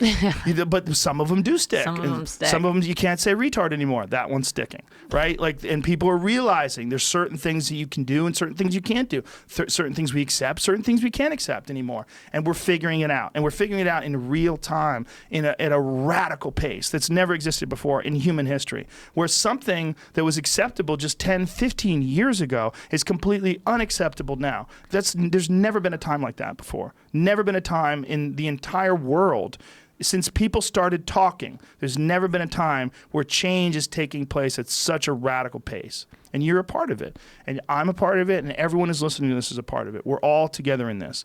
And no one knows where the fuck it's going. I love that you're saying that the reason all of this is happening right now is because we are now we're just communicating at a more rapid pace. That's all it boils down to. Yes. You're absolutely right. That's it's a communication revolution. Yeah. And if someone says, hey, what you said, it doesn't make sense. Like, yeah, for sure. Well, because no one's gonna get it right. No one's gonna get it right all the time. Like, I'm not an oracle. I'm a fucking human. I was born in New Jersey. Like, no one's getting this right. But you are being held to that standard. We all are now. Well, you sure, say but something. What's good, there's good to that too. Okay. The good is you realize, like, when you're responsible. Like, if you make a mistake or you say something incorrect or you say something mean, you were just trying to be funny, it came out bad. The blowback lets you know this is how people feel about that, and it's disproportionate because your signal's disproportionate. Your ability to express yourself is disproportionate. Yes. So the blowback's going to be disproportionate as well. So it feels awful, but that's just an affirmation, just letting you know. Okay. This is not what, and sometimes people are completely wrong about, like, white girls can't wear hoop earrings. It's cultural appropriation. There's bad signals out there. There's a lot of bad signals, where you're racist if you wear a kimono. Right. There's a lot of, like, really dumb, bad signals. But there's also a lot of exchange, and it'll all work itself out. We just have to be really careful we don't lynch a lot of people along the way. Like, that we don't get convinced that our ideas are 100% the way things should be, and that we listen to all these various ideas, whether it's ideas about trans people or gay people or women or men or anybody. It's super important now that people think before they act, and that they think before they cast judgment. That we have to communicate, because there's things are fucking flying at us like fish coming down a river, and you're trying to catch them with your hands, and there's just too many of them. You're broadcasting every single day for hours. Do you say things sometimes that come back? I mean, I know you say things that come back to haunt you. You said this, and that was wrong that you said that, and this is why you're wrong. Do you ever catch yourself and go, oh, yeah, I shouldn't have said that? Definitely, all the time. What do you do with that? Like, that's whoops. You go, whoops. I made a mistake. Yeah. I misspoke. Right, but I'm not this. I'm the good thing not is, an oracle. If you keep talking, people go, oh, I get it. Nikki's just a person. That says dumb things sometimes. Yeah. Well, you don't mean to say dumb things, but you're, like, being a human being is just a flawed exercise. Yeah. Like, we're super flawed, and we're working with language, which is like a really awkward way to express intent. It's awkward. There's sometimes the right. It is. Yeah, sometimes the right word's not there for you, and you use a lot of likes and So it's like and people like what? And people are listening. They're on the fucking stair climber, and they go, "You shut the fuck up! You talk too much. You complain too much." And their signal, like, they're mad that they don't have a signal, so they're fucking screaming at you for your flawed signal. You have a responsibility. There's a lot going on. There's a lot going on. There is, and yeah, I mean, I have a radio show every day that I do, and I podcast, and even sitting here now, I'm like, oh, what am I going to regret saying? And I've just gotten to a point where it's like, I will apologize if I say something stupid and wrong and it offends someone, and I really feel bad about it. But, like, I have to just lead from a place of, like, at this point in my life, I know I'm a good person. I don't think I'm a secret psychopath, which I think a lot of us are always like, am I a bad person like, deep down? Right. Do you ever have that feeling? Did you used to have that feeling? Oh, yeah. Where you're like, people are going to figure out that I'm a fucking psychopath. You know what? I used to really I wish that I was like Tony Danza. because Tony Danza was always smiling and he was always nice to people. I was like, I want to kill everybody. And Tony Danza is like also nice and smiling. I just want to fucking smash people. And Tony Danza just seems like such a nice guy. Like, God, I wish I was like Tony Danza. I used to think that when I was like 19 years old. I totally relate to that. I see people and I go, why can't I just be like her and just Why can't I just be smiley and smiley and friendly say funny, nice things that don't Always have offend the right thing to anyone, but say. also everyone likes what you say and it still gets people jazzed up, but you're not offending anyone. Yeah. It doesn't feel good to offend people, and I say things all the time that do, and I'm not going to stop because I can't. But you're offending people, but also making a large amount laugh. I know. See, the problem is if you have 100 people in the room and 10 of them get offended, 90 of them are fucking slapping the table and laughing their ass off. You got to accept that. Yeah. That's just part of the game. That's part of the game you and I play. We play a strange game. We're in one of the weirdest businesses ever. We're in the business of talking shit. We're shit talkers. I love it. I love it. I love talking greatest shit, job. and I can't stop. Yeah. Like, do you get in trouble talking shit? Like, do you feel? Because I feel like sometimes when I talk shit about people, it's obviously I'm talking about myself and I'm just projecting. Like, oh, she's and when I'm really talking shit backstage, where I don't think anyone will ever tell this to anyone. Right. It's not a good. It's supposed to be like not a good thing to do is talk shit. Like that's not healthy for you. It depends on but I what- love it. It's fun. It's a hobby. It's fun. You're making fun of things. Yes. But look, you're making fun of things and it makes sense. Like if you're talking shit and it doesn't make any sense, then no one wants to talk shit with you. But if you go to Nikki and Nikki says some hilarious shit that's, oh, you're so true. It's all right. That's fun. And when you both hate someone together and you get to send each other their snap screenshots of their Instagram and be like, look how sad this bitch is. Yeah. When really I'm just seeing myself in her. Sometimes. You're seeing oftentimes what you absolutely hope you never are. Yes, but that you fear that you are. Yes. And you think you might be. So it's me hating a tiny piece of myself that I'm trying so hard to keep at bay of Well, being you're that hating- transparent or sad or. Yeah. You're hating human behavior that's flawed. That's what you're hating. Yeah, because I don't want to be flawed, and I secretly feel I'm flawed because I am flawed. Yeah. Because we all are. But It's also a way to reinforce that you're never going to do that again by talking shit about people that are doing ridiculous hold yourself things. accountable, Yeah. because then you can't talk shit if you do it. So it keeps you in check. That's Yeah. a really good point. So it's good to do. Yeah, there's some group text messages that I'm a part of. I know what you mean. Oh my God. Yeah. Where you only talk about one person in them. We only go to that mass text to talk shit about that one person. Oh, have you ever sent a text to someone that you were talking shit about to the person? Ooh. No, but there are stories of people sending, like, this one girl the other day told me, like, in a makeup chair, she was like, oh, I once sent someone a text about someone at work that we were currently working with that was like, blah, blah, blah, blah is a fat piece of shit today. Can't believe she would wear that dress. Like, that's specific. And she sent it to to the her, person. and she was working with her and had to work with her the rest of the day. God. It happens all the time. It happens all the time. Ooh, just slipped up, sent it to the wrong person. I'm just telling you, Joe, be careful. Because we're all capable of, when you write that name, when you're writing a name in a text, it's so easy to just, that person is probably in your phone too. Yeah, To send it to them. Yeah, it's totally possible.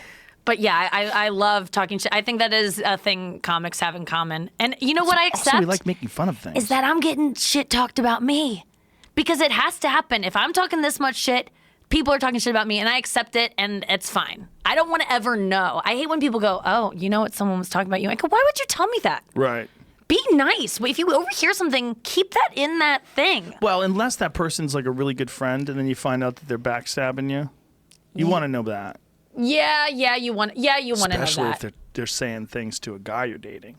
Oh yeah. Oh, that. Oh God. That's the dirtiest of dirty. When you find out that a friend of yours is talking shit about you to a girl you're dating, you're like, whoa. Oh, and that happens a lot because guys.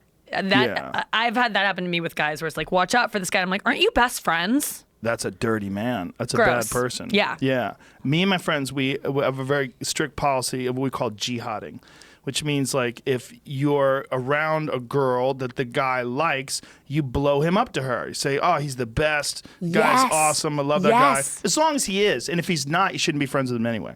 But as long as he is, you let him know, like, you know, fill in the blank. Mike is just a fucking phenomenal guy. He's such a good dude all the time. Like, he loves you, too. Says great things about you. I'm already into this guy that you're talking about in this example. I'm like, who is this? I'm like, dude, when I was around, you know, whatever, Shelly, I was like, boom, blew you up. That's what we call it. We call it jihading. My friend Eddie Bravo came up with that term because I would do that. He goes, dude, you totally jihaded me for that girl. Yes. That's what we do. You just blow you up. Let everybody know. This guy's awesome. He's the best. Yep. I do that a lot. It feels good, too. It feels the opposite of talking shit. If you're not lying, it makes up for it. As long as you're not lying. Yeah. As long as you're not lying. I love that. Yeah. But it's hard, you know, the petty instinct is to talk shit. That's the petty instinct. And some people deserve it. And some people don't. You know, there's different motivations, right? Like sometimes you're talking shit because you're really jealous of someone. You're jealous of their effort, their work ethic, their success, the way they look. What fill in the blank. You're jealous of something about them. That's generally for me what it is at the root of it. If I'm going to be honest, I recently got busted talking shit about someone, and it got back to me from another friend, and I wrote the girl and I go, I'm just jealous of you. You're cool and you're who I want to be, and I want to be friends with you, and you didn't seem to want to be friends with me, so I decided I hated you and that you weren't to be trusted, and I told people that. And it wasn't true. It completely wasn't true. I was threatened by you, and you're hot, and I don't like that you exist in the same business as me, and it makes me jealous. And what did she say? And she said, I totally get that. And at first she just thumbs down my apology, which I loved. And then I was like, we're going to be good. But I love apologizing. I love like admitting when I've been jealous or petty, and I will continue to do so. But if I'm caught, like, good for you. I can be so... It got back to me that I said about this girl that she shouldn't be trusted. And I go, I don't even know why I would say that about her. I have no evidence to back that up. Equals, I was just petty and jealous in that moment. Yeah. So I wrote her and was like, dude, I don't know what was going through my mind that week. But yeah, I did say that about you because... It's a standard instinct. It's a standard emotion. It's so common. Yeah. And as a woman in this business, like I support women so much, but I'm aware of every woman who is doing the same thing I'm doing in this bit. Like I'm aware who are the up and comers, and I take them under my wing and I build them up. But I'm aware of, like, there's a part of me that's like. What was that big, crazy, deep breath? That was me seeing a headline of them on Deadline. That was me seeing their name. Good? Yeah, just like I know that they have a new show. I know that it's good for all of us, but like, what if they have a new show and it's in the slot that your show was in? You know what it is? Bitch. I literally have to unfollow girls sometimes who I'm friends with, who are comedians, who are my peers and who I respect and think they're funny. I have to unfollow them if I see that they're just like, I'm working a lot right now, and they're putting it out there that they're like really busy with work, and I just got kicked off Dancing with the Stars. I have to unfollow them because I start to feel sad about myself, and I would rather just remove that from my feed and then it's a really awkward follow when I know, or they message me on one of those things and they see I'm not following them, because it's like, we all know we follow each other. Right. They know. And sometimes I'll just tell them I unfollowed you because you make me feel sad about my own career. But you gotta get over that. It's easier to just take them out of my feed. Yeah, but that's a weird one. I am working to get over it. That. I am. Yeah, you should just use it as as inspiration. Use them as fuel to work harder. Yeah. I do, but I would also like to not see their tour date schedule. That's so crazy. It's crazy. You gotta let that one go. That's not a good one to accept. I don't think. You know what? I'm probably gonna unfollow one of all you guys with your workouts and your calorie counts that you post. People got mad because I posted them a couple of times, but I didn't even post the big one. I didn't. That's triggering as fuck to people who are like, hate their bodies and stuff. Yeah. It can be very triggering. So like when I see girls that are like, I just ran a marathon, I'm like, unfollow. I can't have you in my life bragging about this shit. Listen, I go to the gym too and I don't tweet about it. I want to. God damn, I want to. I just burnt so many calories, but I don't tweet about it because I don't want to trigger people, and I don't want to be what I am so jealous of. But I should brag about it, and I also like that. Some people are like, look at what I just did at the gym. Fuck you. I worked today. Yeah. And they're proud of themselves, but I can't. See, I get inspired. Okay. Like, you know who I go to like all the time for inspiration? The Rock. Yeah. That motherfucker never stops. He never stops.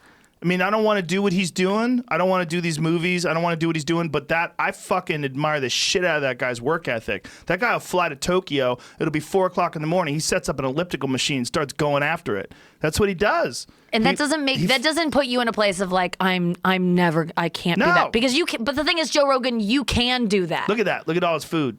And he gets to do that because Midnight. he said, "Oh God." He landed in London midnight, ordered sushi like a motherfucker. Go to his Instagram with all the workout Joe, ones. You are the Rock, Joe. You are the Rock. You do these workouts all the time. Anyone could see. But that's how you get that. I know. Get to This work. is how- Look at that shirt. Yeah. That's what I'm saying, Rock. That's tell you, him, Dwayne. Joe. That's You tell him. Get after it.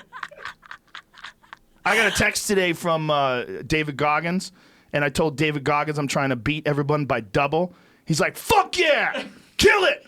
Like 100 exclamation points. That's what I'm saying. Look at that dude, focused. I see that. I want to go work out right now. Are you insecure about anything right now in your life? Well, people are always insecure. You're a Yeah, I human want to being. know. I mean, it's not something that's like, well, I'm always insecure about my act. I'm always working on it. Okay. You know, I'm always like trying to pick it apart and look at it like someone who hates it. Yeah. I'm always trying to like, where's the flaws? You know, I'm always trying to. I heard you talking about that the other day of like now that you've done your special and it's out and like watching it now you come up with new tags and you're like, always. God. Always. But that's so because you're always growing and Yeah. learning and getting better. And I think comedy's like a living thing. It's like it's alive. You keep watering it, it keeps growing. You know, and sometimes you have to trim things to make it better, just like a bush. You know, you trim a little here, trim a little there, it gets fuller. You know, but then also it grows and gets bigger. You know, but then you got to release it at a certain point in time. My schedule seems to be 2 years. It seems to be I develop a full solid hour in a year, and then I hammer that motherfucker like a samurai sword for the next 8 months, and then I film it, and then 4 months later it airs, and then I start from scratch. Is that Kardashian bit in the new special? That's in the last one. That's in the last one? That's in Triggered. That one was so... I've seen you... Your stuff is... But how do you write? Like, do you literally write, or... I write. Yeah. I'll show you how I write. I use... one of the things that I've been using over the last couple of years, I always write like in Microsoft Word and shit like that, but I use this program called Scrivener that I really like. And the reason why I really like it, especially when I'm doing new stuff, is the way it's set up. Like if you, what is this? Oh, wait. I know the bit that is in the new one that I Which one? love that you've just done, the women inventing things. Oh. Oh my God. That bit, I saw that grow. That was a devastating bit. Because Thank the you. first time I saw it, it was like already like one of those bits where you, as a comedian, you watch and you just go, what am I doing? One of those, you know, we've all been in the back of the room going, what am I doing if that's what's happening? And then that was like early stages of that bit. And then it became something so much more. I haven't seen your special yet. I'm excited to see where it landed. But that was that's an incredible bit. Thank you. But where does that start for you? Here. So this is with this in Scrivener. If you see here, like all on this is all my new stuff. So these are all the categories, and I click on each category, and when I go to each category, I have all the material that I've written out about each category. All I just saw in caps was it's not cool to kick robots. That's already such a funny line. Do you know what that's about? PETA released a statement because Boston Dynamics has created these robots that are self-balancing. So they have like a gyroscope in them. So these scientists were kicking these four-legged robots.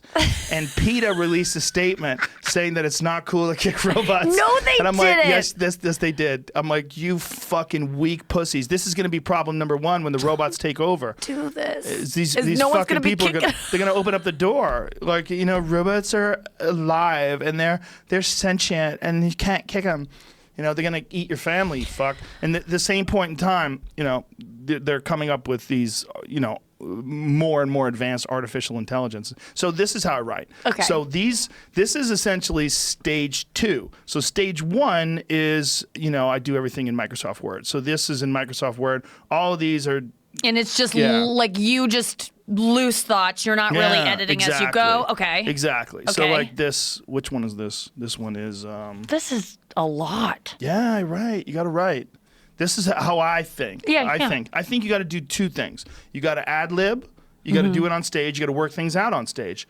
But I think you're foolish to not write as well, because I think there's so much to be gained by sitting in front of a computer working on your act. That's one step. Another step is you have to review your act. You have to listen to it or watch it, preferably watch it.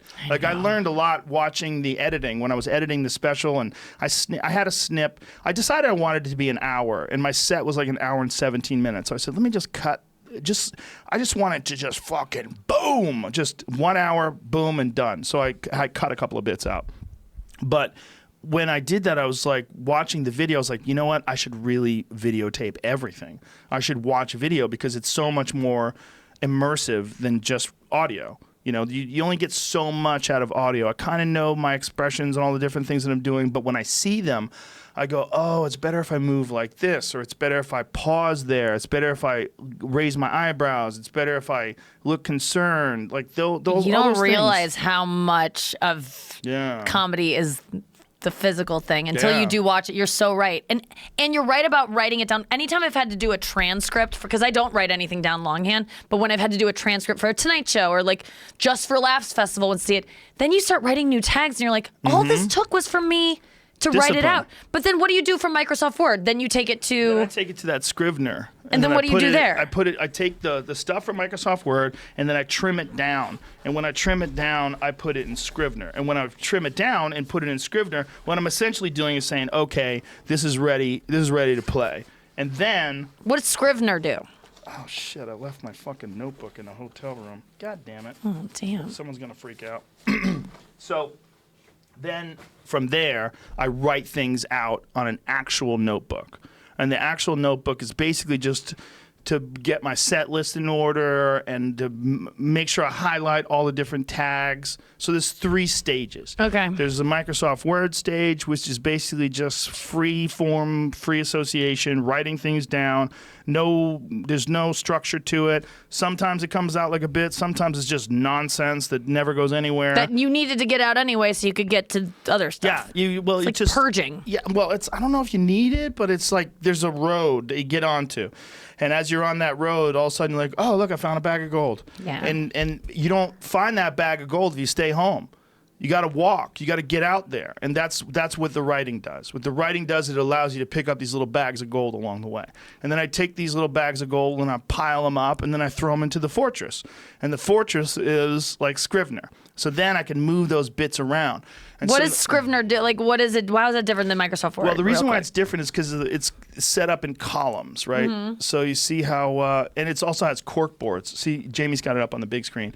So in the cork boards, see how it's set up right here? Like each one of these things, if you go to the left side here, each one of these categories, I can move and I can change. I can have that bit in the beginning. Oh, this and is bit awesome. at the end. And then once I'm in the bit, I can also go to this, and that sets me up with a cork board. So I can have I could set up little set lists. Well, like that, like up there. Little notepad things, so I could write down these on these index cards, like don't forget this, or this is important here, or this tagline is huge. Try switching this around, and it's just this constant. But are you already like this? Are you already this kind of an organized person? Have you always been this way, or did you get? No, this is you have to. Really? No, this is a discipline thing. I want to get like that. If you can teach yourself to be like that, because I just feel like some people are made that way. This is not me. No. Okay. I'm not like this at all. This is just. But I look at your backpack you just brought out, and every pocket has a thing, and a pen has a place. Because I just cleaned it up. No, you're like that, Joe. No. If you caught that 3 days ago, Really? those fucking wires are What's coming out. your car like? chaos. Really? You got a Empty messy cans. car? Really? Yeah. Oh, that makes me and so many people listening feel so good right now. I clean it up a lot, but a lot of times. What's your house like? I mean, I know you probably have people come in and clean, but like if you're in a hotel room over the weekend and don't have a maid service, what are we looking at? Chaos. Everything's spread out all over Your the place. suitcase Socks. isn't like No, I throw neat that and you're. bitch. I throw it. I love it hits the knowing ground. this. Yeah. So- But when I'm in a room, like a hotel room, it's basically like battle camp. I'm ready to roll. I don't care what it looks like. I'm here. Like I want a clear path to the shower. I have a desk. As soon as I get into the hotel room, I set the computer down the desk. I plug it in, get connected to the Wi-Fi, and then it depends on how long I'm there for, what I'm going to do, and then I get to work. If I'm there to work. So that's I set everything up. You don't spend time folding shirts and socks fold shit. and put different things in compartments. You're not. I don't fold shit. I also buy these shirts. There's a company that I work with called Mizzen in Maine, and they make these shirts that are like super flexy. I don't know if you ever seen me wear these shirts on stage. I wore it on my last special, Yeah, and I know I wore exactly it what on you're this talking about. special. They're like pajamas. You pull on them, and they have flex to them, so they don't feel like anything, and they never get wrinkly. Oh, so I that's could good. roll that bitch up in a ball, throw it into that suitcase, and then pull it out and wear it, and you would never know.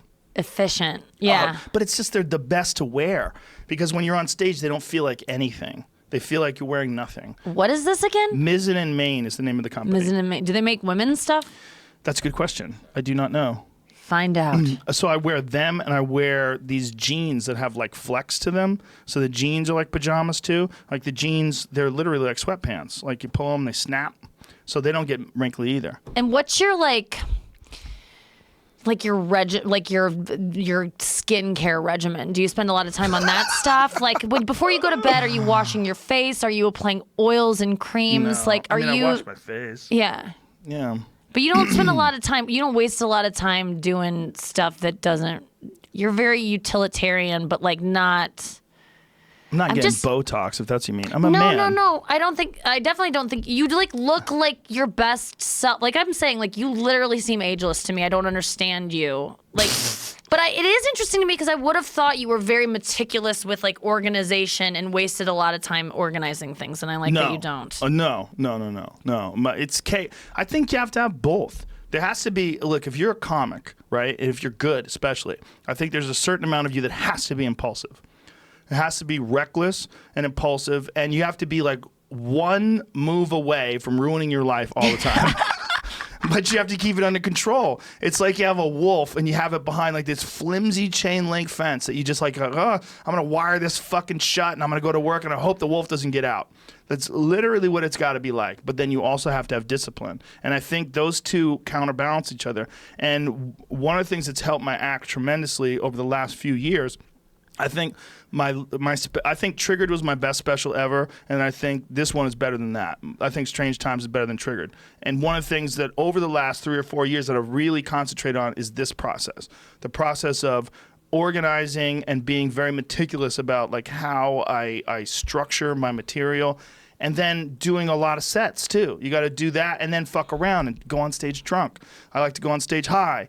I like to fuck around because those are workout sets. And in those moments of chaos, sometimes a thing will come out that wasn't there before. Yeah. It just pops out of nowhere, and that motherfucker might be my Bruce Jenner bit. Mm-hmm. That might be my closing bit. And those bits they're rare, they're strange, they're ethereal. They come out of the sky. You don't know where they're from, and you have to nurture that. And that comes from chaos. And that's not necessarily a discipline thing. So the creativity and the madness has to they have to share space with the discipline. They have to go back and forth with each other. So we've always thought like people have always thought of comedians as being like sad people or drunks or messy people or not disciplined, don't have their shit together. But why? I don't think that's the case. Like I'm always going to be fucked up, right? Okay, so how about I be fucked up, but I also keep it together? So I always have these thoughts, like I still have crazy thoughts. Like what? Like why are you fucked up? Like what's your fucked up thoughts? Well, I definitely have brain damage. Yeah. I probably definitely have like some sort of head trauma induced damage. I don't know what's going on. But how does that manifest itself? I don't know. Do you get anxious?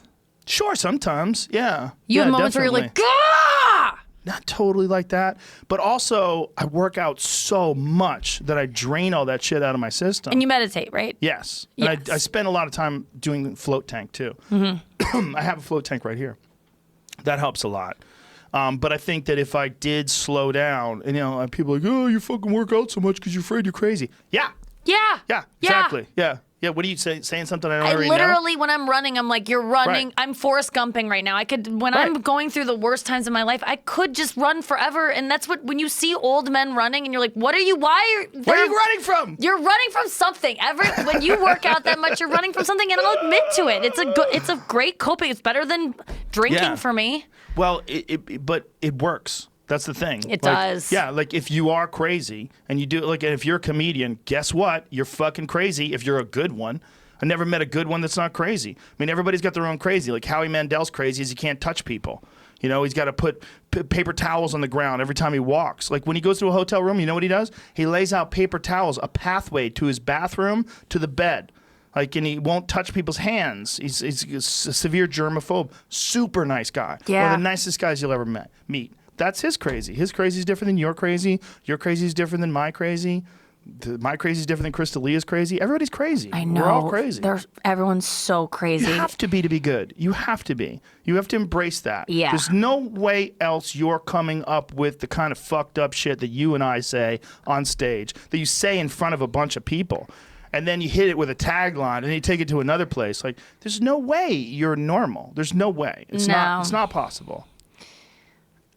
But are we more crazy than the average person? No, that's the thing. We're just more aware of it. Everyone's fucking crazy. I bet less crazy than the average person because we're free to express ourselves. The average person has to live this fucking bizarre, contained life where you show up at the same place every day, do something you don't want to do every day with a bunch of people you probably don't even like. And you're all backstabby and weird with each other, and you're just doing it for a paycheck. And you're spending the majority of your time here on this heavenly body, hurling through infinity, doing something you don't want to do. Don't like. Yeah, that's more crazy. What you and I are doing, at least we're doing something we love. Yeah. And then that feeling that you get. I mean, I've seen you crush, right? You go on stage in the main room and you fucking crush and you say, thank you, good night. And everybody goes, wah. Like, that feeling of making all those people happy, they went out, they got babysitters, they got together, they dressed up, they went to dinner, they got to the comedy store, they ordered drinks, they sat down there, and you fulfilled their expectations. You gave them what they wanted to see, and I've seen you do it, and that feeling that you get when that happens, it's indescribable. Yeah, it's a drug. For You sure. You made 300 people happy. You made them all laugh. I mean, there's nothing like it on earth for us. I mean, don't you see people that never get to kill and you go, oh, you poor bitch. You never get to kill. You just go through your life as a doctor. You never get to kill. You never kill. How do you, How do you go through life honestly, without killing? I wanted to die. I was like on a path to I'll probably just kill myself someday if I don't find a purpose. And then killing gave me a purpose. Yeah. Killing on stage. Killing on stage was like, okay, now I have a reason to live. That's fucked up. It's fucked up. It's so fucked up. But it keeps me going, and I get to continue to do it. It's fucked up. And sometimes it's a struggle to do, and that makes it more exciting. But don't you like the art of comedy? Like, didn't you like it before you ever did it? Hell yes. Right. It's the greatest. It's such a gift. Yeah, I mean, but it just never seemed like an option to me. Like, I didn't even look at stand-ups like, oh, that's something I could ever do. And I don't think anybody does until you do it. There's some people that are like, when I grew up, all I did was I memorized comedy and I performed it for my class and I would memorize people's stand-up. It was never even something I paid attention to until people were like, you should do it. And then I was paid attention to it, and I could do liked routines. SNL and Conan and everything, but stand-up I was never really aware of. What were you? What was your exposure to it early on? Well, when I was I think I was 13 or 14, my parents took me to see Live on the Sunset Strip. Yeah. It was in the movie theater, and it was Richard Pryor, and it was absolutely the first time I'd ever seen anything like that. Oh, so you had cool parents. Oh, yeah. Hippies. Yeah.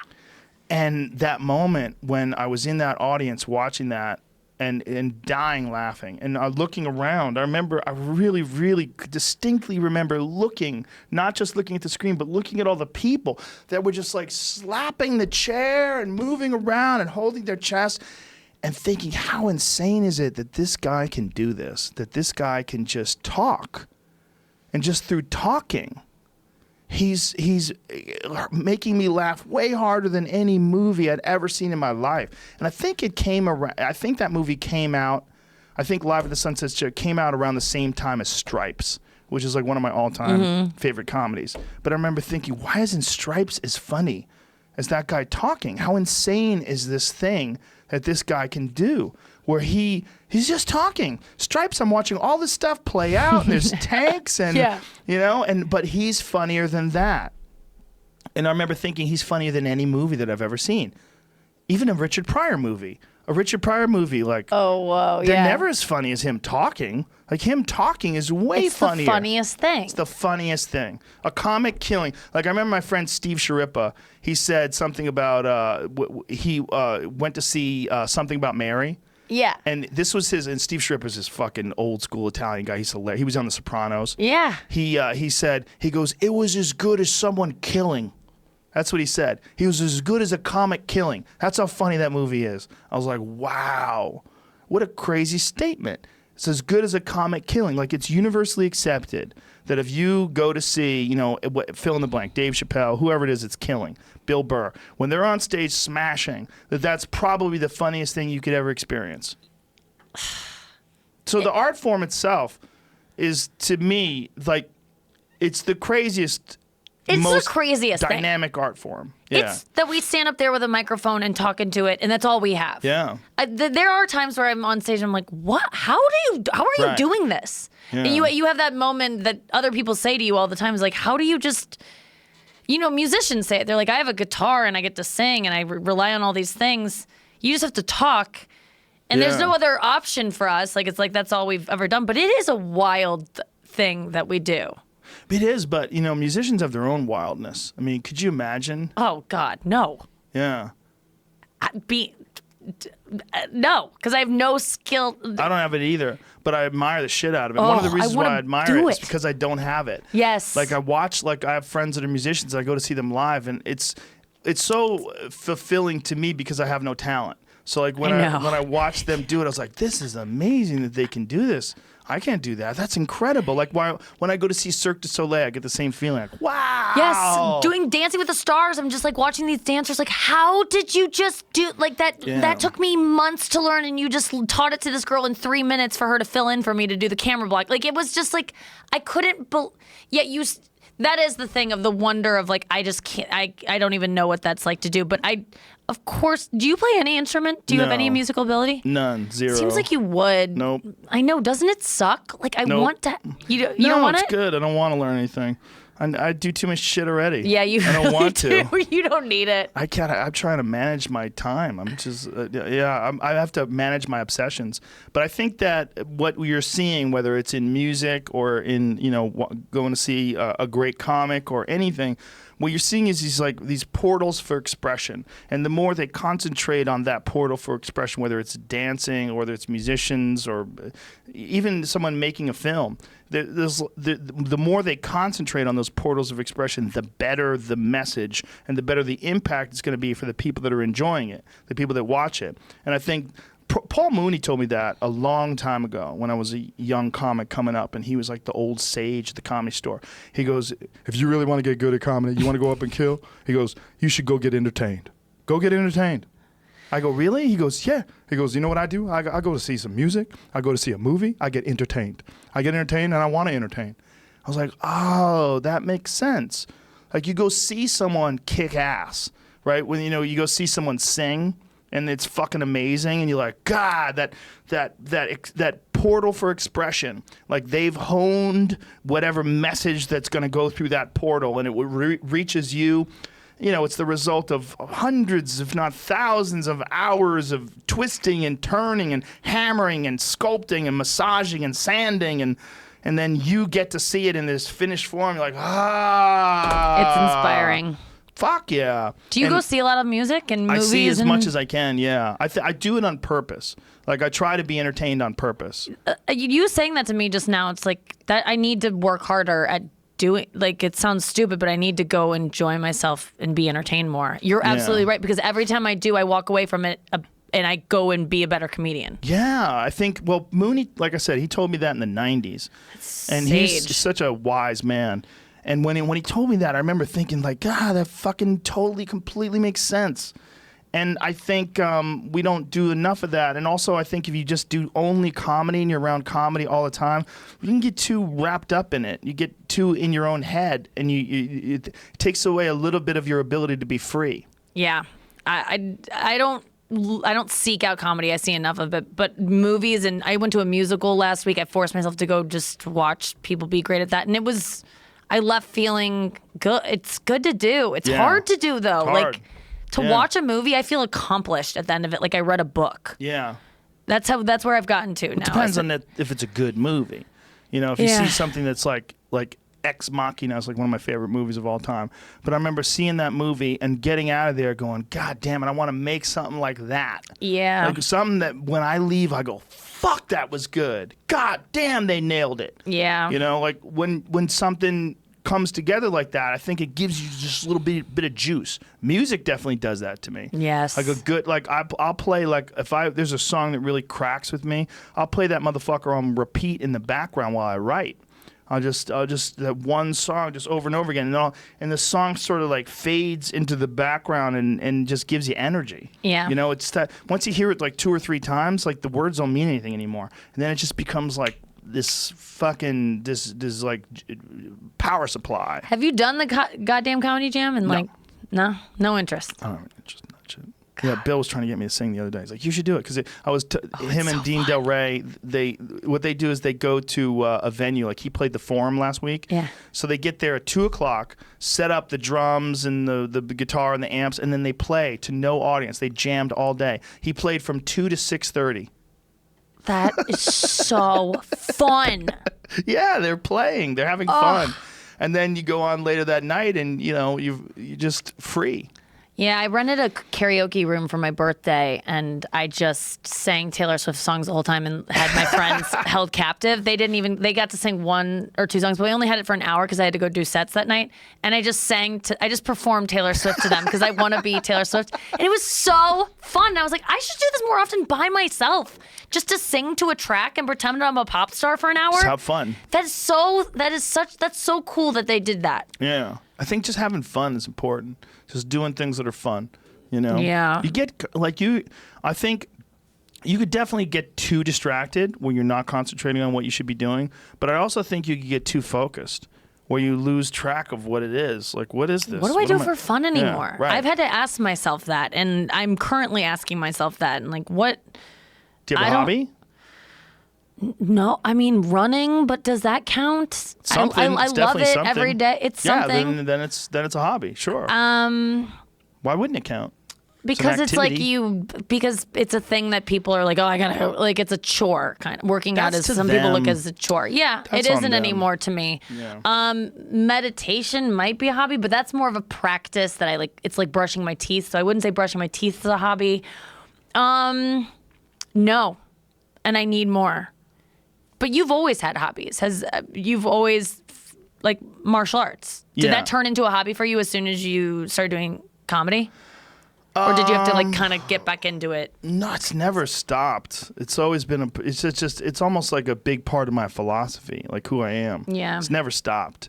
Because, I started working for the UFC in 1997. That's when I started doing post-fight interviews, and I was still very involved in martial arts then. That's when I was just starting to learn jiu-jitsu. So I was involved in a new martial art for me. And then I've never stopped. I've always done something.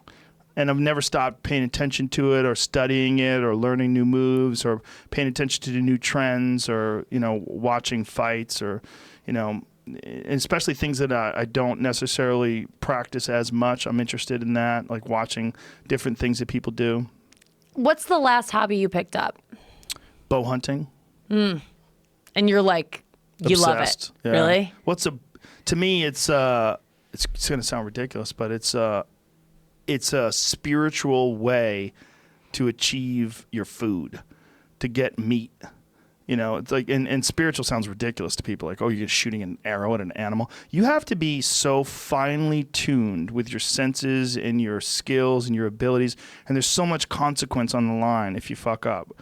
And then the pressure is so immense that to me it's almost cleansing in its intensity.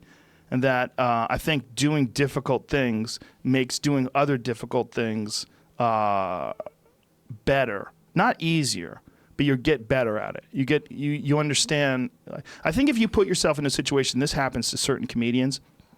They get really good, they get really famous, and then they only perform for their crowd, and they get soft. Yes, and I think we've all seen them. We've all seen them. They start to suck. They start to their comedy gets soft. And they become like almost like someone doing an impression of them. Mm-hmm. They lose their edge. Mm-hmm. And I think one of the ways to keep your edge is to always be scared. So always do something that scares the shit out of you. Yeah. Always do something that's nerve-wracking. Always do something that's difficult, whether it's a martial art or it's learning to dance or learning an instrument or there's something that's something hard. Like for Bill Burr does, he flies helicopters, he plays the drums. I think things like that, I think those are critical. I think you need different, and it almost like should be thought of as like a protocol, like cross training. That you're not just going to do your discipline, but you're also going to be involved in other disciplines that they add to what you're doing. Yeah, I think that's what you're hitting on exactly why I said yes to Dancing with the Stars, which dancing is the thing that I know that I'm worst at, was because it's like that's the scariest thing to me. And if I do that, then I can do so many other things that I'm also scared of that I'm not as scared of as dancing. Like, it's really weird, but like I talk a lot about sex. I'm into I want to do weird sex things in my life that I haven't done. Like I want to go to sex clubs. I want to have threesomes. I'm pretty vanilla, even though. You want to go to a sex club? Oh, The problem with a sex club is the other people in the sex club, they're also there. Yeah, no, that's not the problem for me. Fucking weirdos jizzing on your feet and shit. No, they're not. It's all very consensual and it's all very. You studied it. I know enough going in. Like I'm ready for it now because I did Dancing with the Stars. I'm like, oh, I could go have a threesome. So you're ready to go to have a threesome. 100%. And I was not before because I always wanted to say I've done a threesome. I've always wanted that experience to talk about. It seems like an interesting thing. But do you want to do a threesome with two dudes or do you want to do a threesome with a girl and a guy? Both. I mean, I would prefer for my own, like, I would like more dudes than women because I'm just not, like, what if the dudes started making out in front of you? You'd be like, check, no, please. It has to be about me. Yeah, I have to be like, they have to be mostly into me. But I don't mind a little bit of gayness going on. Like, Ooh. I think we're all, like, very fluid or whatever, but. Good luck with that thought. I am totally like if a guy is kind of gay but is like enough into me, I'm fine with it. Really? Yeah. If you've sucked some dicks in your life, wow. I could date you. I don't care. Aren't I cool? How many dicks? Like is if you're bisexual, if you like equal dicks to pussies, I don't care cool as long as you're very into my pussy while it's in front of you. Is that rare though? That seems rare. It seems like most girls would be skeeved out. I think that is rare. No, I think it's rare, but I think it shouldn't be. I think that well, why shouldn't it be? Shouldn't you like whatever you like? Like if you're just into totally straight men, there's nothing wrong with that. As long as you're not homophobic or bisexual-phobic to the point where you judge them and you hate them. But you shouldn't have to like them. Well, okay, I don't think that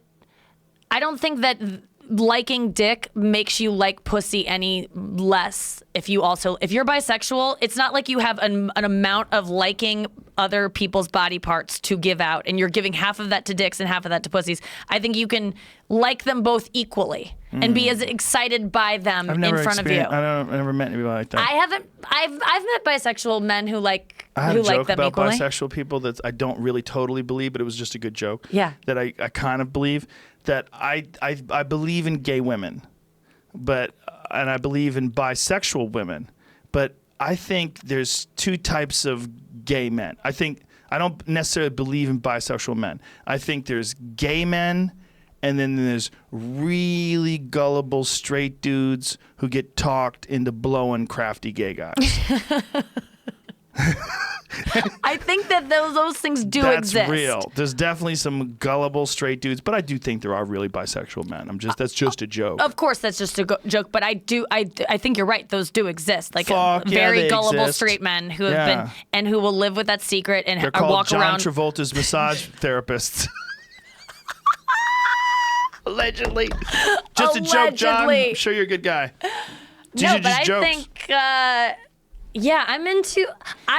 I think that if I'm not like, I don't look at women and go like, oh, I want to fuck her. But if a girl was like super into me, I could totally date someone and fall in love with someone and like be in a romantic sexual relationship with a girl that would be just as gratifying as with a man. But she would have to be into me. Like I think that's the thing that I'm into men that Would she aren't have to look a certain way too? Are you because there's certain She has to lesbians have, like, a they have dude like a energy. look. Like a Like Tom Arnold energy or like a Tom Arnold energy. you know like them kind One of woman gals. is looking for a woman who You know has those a kind Tom of Arnold gals? energy. They wear like down vests when it's just a little too warm out for that vest. Yeah, I That kind of like lesbian? those women because they're just like, I just like a woman who just, Lumberjacky. I like to be pursued. So any kind of energy you give me, like where you're like, I want you and I'm coming after you and I'm not gonna really take no for an answer. Not in a rapey way. We all know, but Right. like I do like an energy of like. But like a thick woman with a big neck. It's really No, I like a feminine looking. I like any type of woman, but I think it's an who acts like a energy. man. But yeah, like I've met like women a Ruby who. Rose type character. I mean, that's everyone's like, yeah, that would be Is that it? nice. But That's what everyone wants? no, I mean Jennifer Aniston is my favorite. Oh. Like If she's she like went the hot. lesbo. If she's like, I know what's wrong with me. This is why I can't settle down with a dude. Oh God, I want a yes. woman. Yes. Like Nikki Glaser. Oh my God, Would you be into that? Yes. For real? Yes. Wow. If she was into Interesting. me, but if it was like if she was like, I'm gonna try this out, then no. But if she was like, I want this girl and I'm gonna come after her, oh yeah. Wow. Big Have time. you had a lesbian relationship before? No, not even close. But Not I even did close. I made out with I made out with like all my girlfriends before I ever kissed a guy because I was so scared of boys that the first time I got drunk, I made out with all of my girlfriends because we wanted to kiss boys, but we didn't have boys around who That's liked hilarious. us. That's the difference between girls and boys. Guys don't ever do that. Oh, they just don't talk about it, Joe. Really? Oh, they do that. Yeah. Do they? They Oh, get drunk yeah. and make out with each other? I think so. How many guys? If you had like 10 guys in a room, how many guys do you think have made out with their buddies? I'm not kidding you. I think 4 out of 10 guys have done some gay stuff early on before that they had a chance to do it with women. Straight think- men who identify as straight. You are dealing with a severely impaired sample size. Like whatever semi-homo energy you're attracting. These are all The sa- Travolta masseuses. Poor John Travolta. It's just a joke, John. Just a joke, John. I don't think that's the number. I mean, I think it's probably like what's the standard accepted number of homosexuals in a population? Is it Isn't one it out of 1 in 100? 10? 1 out of 10. Is that real? I think it's like 10%. There would be so many more. Just stop and think about that, right? There's 20 million people in Los Angeles. You think 1 out of 10? I think there's 200,000. Wait, no, that would be like 20 million people.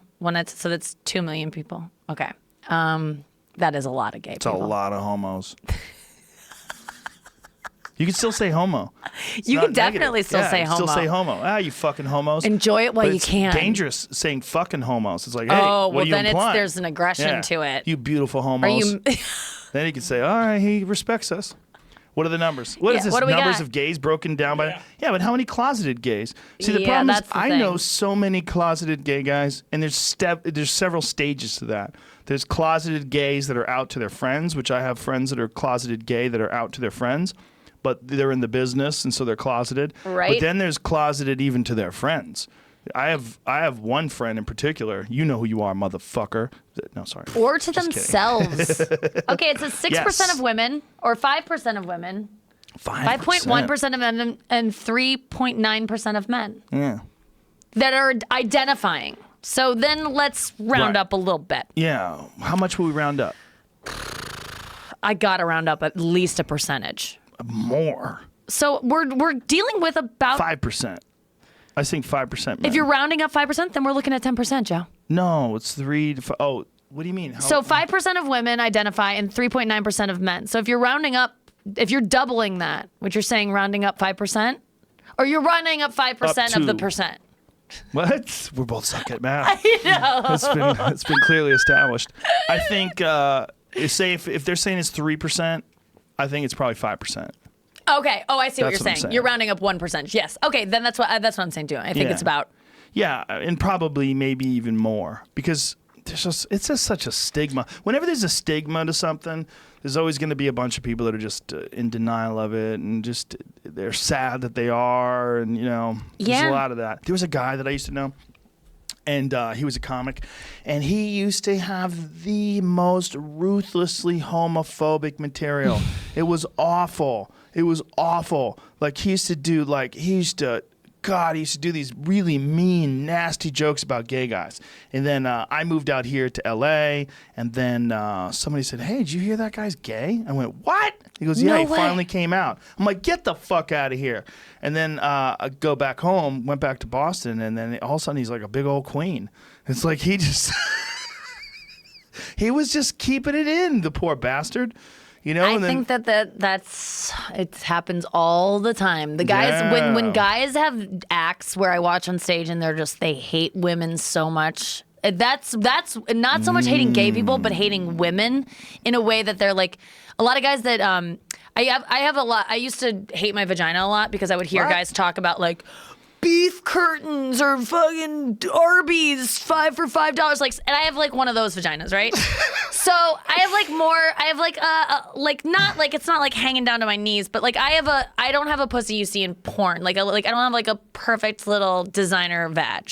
And I used to be really insecure about it because I used to hear guys say like, too many lips down there, it's gross. And I think that a lot of guys that have that kind of mentality about pussies and they really say just that want dick. They're gay. And I would be disgusted with pussy too. I would have that like, oh, looks like a roast beef. I would act that way too if I were a gay man, that if I had to do something that I didn't really want to be doing by nature. So that's where I think that comes from sometimes. Could be. So when I see a guy on stage just say like really disgusting things about women and just hate women, I'm just like, gay, you're gay. Could be. Do you remember, I was going to say, bring up that, what is his name? Ted. We talked about him the other day on the podcast. I used to have a whole bit about him from 2009, that special. No, he was the famous preacher. Ted Haggard. Oh, yeah. Ted Haggard, who was just fucking rabidly anti-gay. Turned out he was smoking meth and having gay sex with gay prostitutes, Yes. and then they outed him on CNN. The gay prostitute was like, I sucked your dick and we smoked crack together. And he was like, oh. But that's what it is. It's like these guys, they hate what they are. And there's so many of these anti-gay politicians that turn out to be gay. know. There's so many of them. It's almost like go the other way because you were just telling us who you are. Right, This but has they happened don't too many know. times. They don't know. Well, I think the thing about people that are living a lie is that they're always living in that lie and they can't see truth because they're spouting. I think if you lie all the time, like you're always not expressing yourself in an honest way, you get super confused and you don't know what it is. It's like comics who steal jokes can't write jokes. You ever notice that? Yes. There's no comics who steal jokes that write that amazing jokes. also write amazing jokes and They also don't steal. do They it. don't do They both. don't do both. You do one or the other. Right. Yeah. Because to be living in that lie, like, oh yeah, I thought of that. Yeah, it's my joke. Like you're constantly like justifying it and living in your head like that. Those comics, when they get outed and they're forced to write their own material, they fucking suck. They suck like a joke, like an open micer or something, like someone who doesn't know how to do comedy.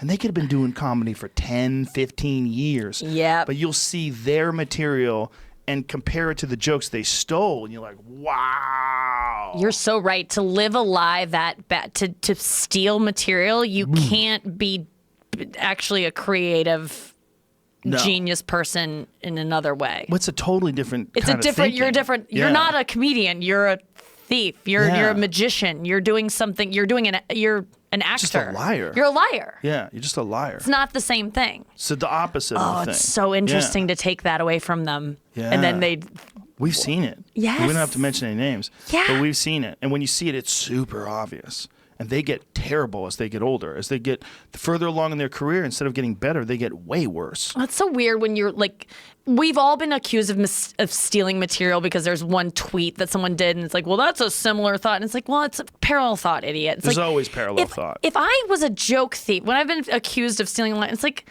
why would I? So then all of my stuff is stolen, because why would I do that? Why would I take that one? Do I really need that badly that I would steal it and then all this other stuff is original? Then all of my stuff is probably stolen. Right. And when that's one of the weird things you do find out, when you find out that someone's a thief, then someone starts going through their material and comparing it to all these other comedians. You go, holy shit. Like, look at all this. Oh, my God. And then look at that. That's a bit from Mad TV. Or that's a Cosby bit. Oh, my God. And then you see, like, most of their thoughts, they've somehow or another pilfered from someone else and just sort of repackaged. And that's a different kind of talent. I'm almost like, okay, I respect that you were able to have that ruse going for that long. That's like a different kind of, you're just a... Can you imagine that? You're, just being that much of a... Oof. And then just waiting for someone to pull out that YouTube clip. And just, but they must not... I don't think they think about... They can't possibly think about that. Yeah. I mean, when I used to shoplift, I was worried about getting caught. Yeah. Oh, yeah. I was addicted. Did you shoplift? Like, not was this while you were anorexic? Mm-hmm, big time. Oh, I was addicted to it. Were you shoplifting to keep yourself from thinking about the fact that you were really skinny? I was shoplifting to stop from thinking about how I was hungry or that I hated myself, or it was just a high I would get, like getting things. And I would steal things that I didn't want, that I didn't like, that I would never wear, that I just because I could. Right. Yeah. And I always knew I would get caught, and I knew that I had to get caught to quit, but I wanted to keep going as long as I could, and then I got caught, and I never shoplifted again after getting caught. But like, I remember getting caught and being like, I knew I needed to get caught, thank you, like, I'll never do it again. And she was like, I'm fucking tired of this shit, and screaming at me. She was like a couple years older than me. It was an Urban Outfitters in Lawrence, Kansas. I was on a break from work, and I just went over to do some light shoplifting. Wow. And I got caught on the way out. What'd you steal? The beeper went off. It was so embarrassing because she went through my bag and she goes, really? This shirt? This is disgusting. Like, she was judging, and she was like cooler than me. It was so humiliating on every level. I was wearing my uniform from the restaurant job where I worked next door, and it was the Urban Outfitters that was like the only cool place to shop in my college town. And she was like, you're banned for 3 years. I'm like, that's the rest of college. So I would have to go in disguises to actually purchase things. Wow. Because I was banned. But I never shoplifted again. But what kind of disguises did you wear? I would just like wear sunglasses and like a scarf Fat and suit. like Eddie Murphy when he put on the fat suit. Shallow the nutty out, professor. But being someone who stole things, like, I knew that I would get caught, and I wanted to get caught because it's a terrible life. Yeah. Do you think these people want to get caught? No, I think they just want to kill. They get addicted to killing. You know, one of the things that happens, like when someone gets caught stealing, we were just talking about this the other day, was that when someone gets caught stealing and then you call them on it, they say, I won't do that again. And then you hear, hey, you hear he just did your bit at the Laugh Factory? Like, that motherfucker, he said he would stop doing it. But these people aren't. They get addicted to killing. Yeah. They get addicted to it. Can you imagine having that taken away from you? Like, that's what I keep thinking about with comedians that have had to not go on stage anymore because something happens. Obviously, the Me Too stuff that's happened. There's a part of me that's like, what if someone said I couldn't go on stage for a year, like I was banned? Right. Like Michael Richards? Well, yeah, banned like forever. Like, he's basically banned forever. I don't know what I'd do if I couldn't do stand-up at night. And like, I'm not jerking off in front of people, so like I'm not at risk of losing that right now. But like, I don't think he thought he was at risk of losing that. I bet he did think that. Do you think like it was just a matter of time? I mean, I know that maybe towards the end when everything was kind of blowing up around him with other men that he was maybe worried about it. But like, do you think he went years of like, I hope this doesn't come back? Probably. Yeah? Yeah. Yeah, because it's that's a weird one. Because that's one that, like, how do you describe that? I mean, how do you defend that? Like, you really can't. It's just a weird one. It's not the worst one. But why not just say I'm into jerking off in front of women? I don't know why it's my thing. I'm sorry. He should have just listened to Jim Norton. Jim Norton should have acted as his attorney. He should have done a press conference, and Jim Norton should have been his attorney. They would have fucking cleared that thing up in a heartbeat. Yeah, Jim Norton's been open about it. Jim Norton would have said, well, I jerk off in front of women as well, but a lot of times they have dicks. And that's what I'm into. And like, he would have... I mean, yeah, Norton is so free. Because he talks about like how he's into trannies and like that's his thing, and you're not allowed to say tranny anymore, by the way. Oh, that's right. That's right. Thing. But he can still say it because he's into them. He says it and no one even calls him out on it. They just let it slide. He really does like because he does so much for the women. Community. Yeah, I know. He really does. I think he's talked about liking having people shit on him. Yep. Like he puts down a tarp before women come over sometimes. Yeah, he likes having women piss in his mouth. I remember reading his books like early on in college and being like, I can't believe this man talking so openly about this, but thank God for him. Yeah. There's nothing, he's not worried about anything coming back to haunt him. No, he's so brave because of the fact that he's so ruthlessly honest like that and loved for it. Yeah. You know? Monster Rain, him talking about blowing another kid underneath a porch as a kid. That was, I mean, people now talk openly about being molested or having weird sexual experiences with boys early on, and it's more of like an okay thing. When Jim Norton was doing it back in 2002, no one talked about that shit and joked about it and was beloved by O&A fans for it. I mean, he was someone that early on I was like, this is different to me and I love it. And I want to be on the other side of this where I can talk about all this stuff too and not... Oh, that's interesting. Because there's so much freedom in being able to be like, yeah, I blew a kid under a porch when I was a kid. Yeah, there's nothing wrong with... I was a kid. There's freedom in being yourself. Being yourself, being honest, And you find that when you are yourself, as long as you're not hurting anybody, when you are yourself, you find people actually love you for it. Yes. Yeah, they love the fact that you can be so brave that you can talk about all the different things that you love that other people might be scared of admitting. Yes. Yeah, because like his love of transgender women. Like think of that, like if that came out about someone who was trying to hide that, it would be devastating to them. But to him, it's just like he'll just talk about it openly and laugh about it. You know? And it's not a point of contention at all. It's not, it's not something he's ashamed of. It's just who he is. I know. I've him and there's several other people though, but I remember Sarah Silverman, hearing her talk about being a bedwetter, and that was like my biggest shame for so long. And then I was just like, oh, okay, well then it's okay. Right. Just all it took was one cool woman to say she did something embarrassing, and I was like, okay, it's acceptable now, and now I can talk about it. Yeah. And so that's why I talk about like, I like anal sex. I don't think that it's a cool thing. I'm not saying that like I'm not trying to put that out there as like, aren't I naughty and don't you want to fuck me? Like, that's not my intention with it, even though people will put that on me sometimes. But it's because you should try it. It feels good. And I want to like put it out there to women. Like, it actually, like, I want just more people to experience it and not be scared of it. And it is gross and it is scary and it is weird. But like, I talk openly about it because I hope that if you are a girl that's into it, you're not ashamed of being into it. Or if you're a guy that's into it, you're not ashamed of being into it. You should have this speech to two gay guys you're going to have a threesome with. Honestly, I will. Listen. Do you think you would be excited about a dude butt fucking a dude who's fucking you? Like if you got some sort of human centipede thing going? No, because I don't think he could focus on me if he was being penetrated himself. Nikki, and it would be more about taking it from like, Nikki, you're the best, I think. Yeah, exactly. That's the face I don't want to see. This experience is so amazing. I think it's because of you. It might be the dick in my ass. I'm not sure. No, I couldn't stand that. I would need more focus on me. If he wasn't concentrating on you. Yeah. If he's like, you, him. Yeah. You, him. You, him. 2 thrusts, 1 back. Yeah, that wouldn't do it. Both be concentrating on you. Yeah, both focused on me. I need to be the focal point if I'm going to be in one of these things, which I think you can arrange that. Good luck. Good luck arranging what people are going to focus on. Oh, that's a good point. But that's the thing that I was fearing of doing a threesome is like, what if I get in it and like What if I have to go down on a girl and like I'm doing it and I'm like, it smells like fish. Yeah, like it's bad pussy or something, or it's like bad pussy. What's bad pussy? I don't know. I've never. But what if it is?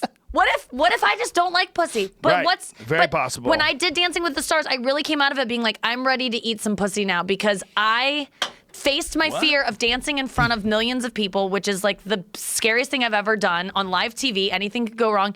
And now I'm like, why am I next? so scared of a threesome? Because I think my thing about a threesome is I'm going to get into it and I'm going to be like, I don't want to be here, and that I'll still have to go through with it. But Right. like, no, I won't. No, you I'll just just go, go, check, please. You know what? I changed my mind. Yeah. Which I do all the time now with hookups. I think that as a woman, we are so conditioned to think that men have to come at the end of it. There's the thing called blue balls, and that if you've made out with a guy and gotten alone with a guy and you've decided to hook up with a guy and you're like, I'm getting naked with a guy, you have to go through the whole thing until he orgasms. Like that is what we are sold.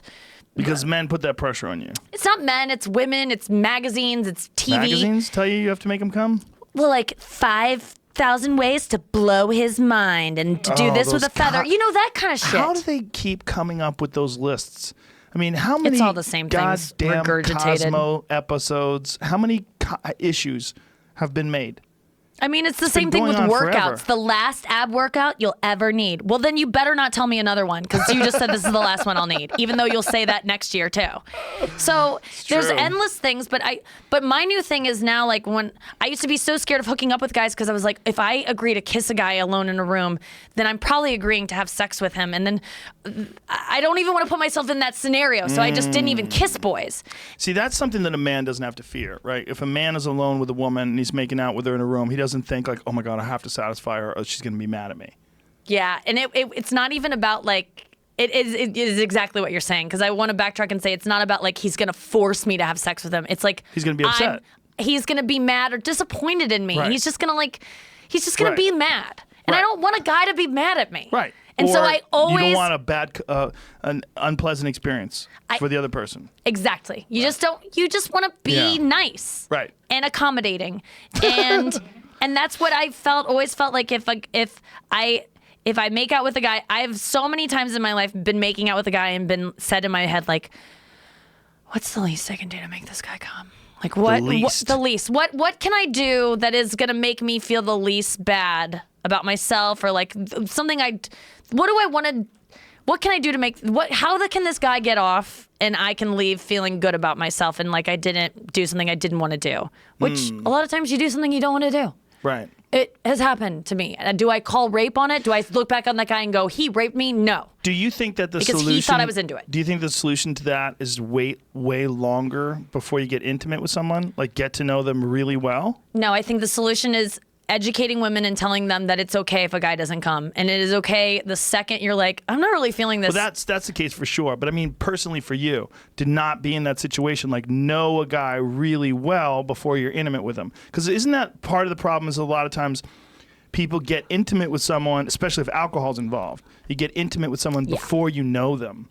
And then you may be in this situation and you're like, this is not what I wanted. And now I feel gross and I want to get out of here. I think, that's part of it. And to not, I think it really is, though, as a woman, just being able to make the situation uncomfortable by being like, I'm done here. I'm so sorry. I'm not going to come. And so neither are you. And maybe we'll do this again sometime. I've done that recently. You sound like the lady who's in charge of the audition. I know. Thank you, Nikki. I really Thank have reached you. that point with myself, though, We'll be where in I'm touch. like, I did that to someone recently where said, I was "I'll be just in like, touch." I was literally hooking up with them and I was like, I think this is it. This is going to be it. Like, and it was, but here's my thing is like I hate being this woman but if I'm going to get anything across to your listeners, because I sound like a hack 80s female comic right now, but like more foreplay. Like I never thought I'd be a woman that says that. Just like I could always be convinced to have sex with you. If I'm willing to make out with you, then I am somewhere in the realm of things. And I'm not giving this to every woman, but for me, I am willing to take a good dicking from you. You have that opportunity. If I'm making out with you, door's open. yes, convince me. Right. Turn me on. Don't just try to stick your dick in me right after making out. That's not going to be the way to fuck me. Some guys, I think, panic and so go, many guys I do gotta that. get in there right now, quick, I know. before she says no. Why? I don't know. They're panickers. But before she says no, you have all this time to get me to say yes. Some people are panickers. We need to bring back dry humping. It Dry is so humping. hot. High school Get to style. the point where I'm so revved up that I'm like, I need it. Like, because you know what it feels like to get fingered when you're not turned on? It feels like the way it feels when a girl grabs your dick and you're not hard. You know that feeling where you're like, oh, no, too early. Don't do it yet. Like, let me just get... That's the way it feels when a guy goes to finger you and you're not wet. You're like, I could get there, but now I'm not going to because now I'm insecure that I'm not wet, and now I just want to cut this thing. So don't touch us there until we're until we take your hand and do it. Right. That is, and if you get us there, which you will by doing all the other stuff, dry humping, over the pants stuff, feeling our tits, kissing. Get us revved up, and we will beg you to fuck us. You should give a seminar. I should. You see, I feel like you're on stage in front of a large audience telling people how to do this. I want to give sex TED Talks because I think that I could get men and women to have more sex and enjoy it more because I've just given this stuff so much thought, but I really hate being the girl to say more. You talk about it on stage? Yeah, I do. I talk about this a lot. I'm just starting to get into this area. It seems like it's ripe for material.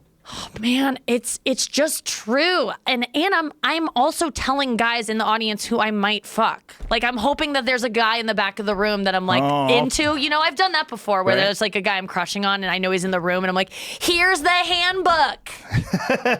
Just do some over the pants fingering. Over the pants fingering. Jeans, tight jeans. Over the pants, use the seam on where you're that little notch. That's a clit thing. All right. I'm sorry, Joe. Thanks, Nikki. Thanks for being here. Really appreciate it. We just did 3 hours. Sorry to end it like that. Oh, really, no. That's the end. No, it's fine. Is that the end? It's fine to end it that way. Oh. We could keep going if you like, just to settle it down. No, we don't need to. I can get off on a high point. That was good. It's good to get out there. I don't need any foreplay on the back end. Okay. Excellent. So I don't need to rev down. Okay. Nikki Glaser, everybody. Oh, tell everybody where they can find you on Instagram. Where can they send these dick pics that are coming your way? Oh, God, please don't send any dick pics. I don't want any dick pics. They're coming. I'm on Can't ignore 'em. Instagram, Nikki Glaser, Twitter, Nikki Glaser. I have a SiriusXM show every single morning, Monday through Thursday. Where do you do that from? From New York, in the Sirius building. I live in New York City generally. Oh, do you? Yeah. I see you out here so often, though. I'm here all the time, but yeah, it's every morning from 10 to 12 Eastern on Comedy Central Radio, SiriusXM Channel 95. So you have to get It's up called and You be there Up. every morning at 10 a.m.? Yeah. Oof. I know. That's like a job. It is a job. You like it? I love it. Cool. It's really fun. Yeah, I This love was it. fun. This was fun. Really? Yeah, I enjoyed it. Thank you for having me. I My asked pleasure. you to be on it. I just confronted you backstage and I was scared, but you're awesome and I really appreciate you having me. Thank you. You're awesome too. It was a really fun talk. It was fun talking to you. Nikki Glaser, everybody.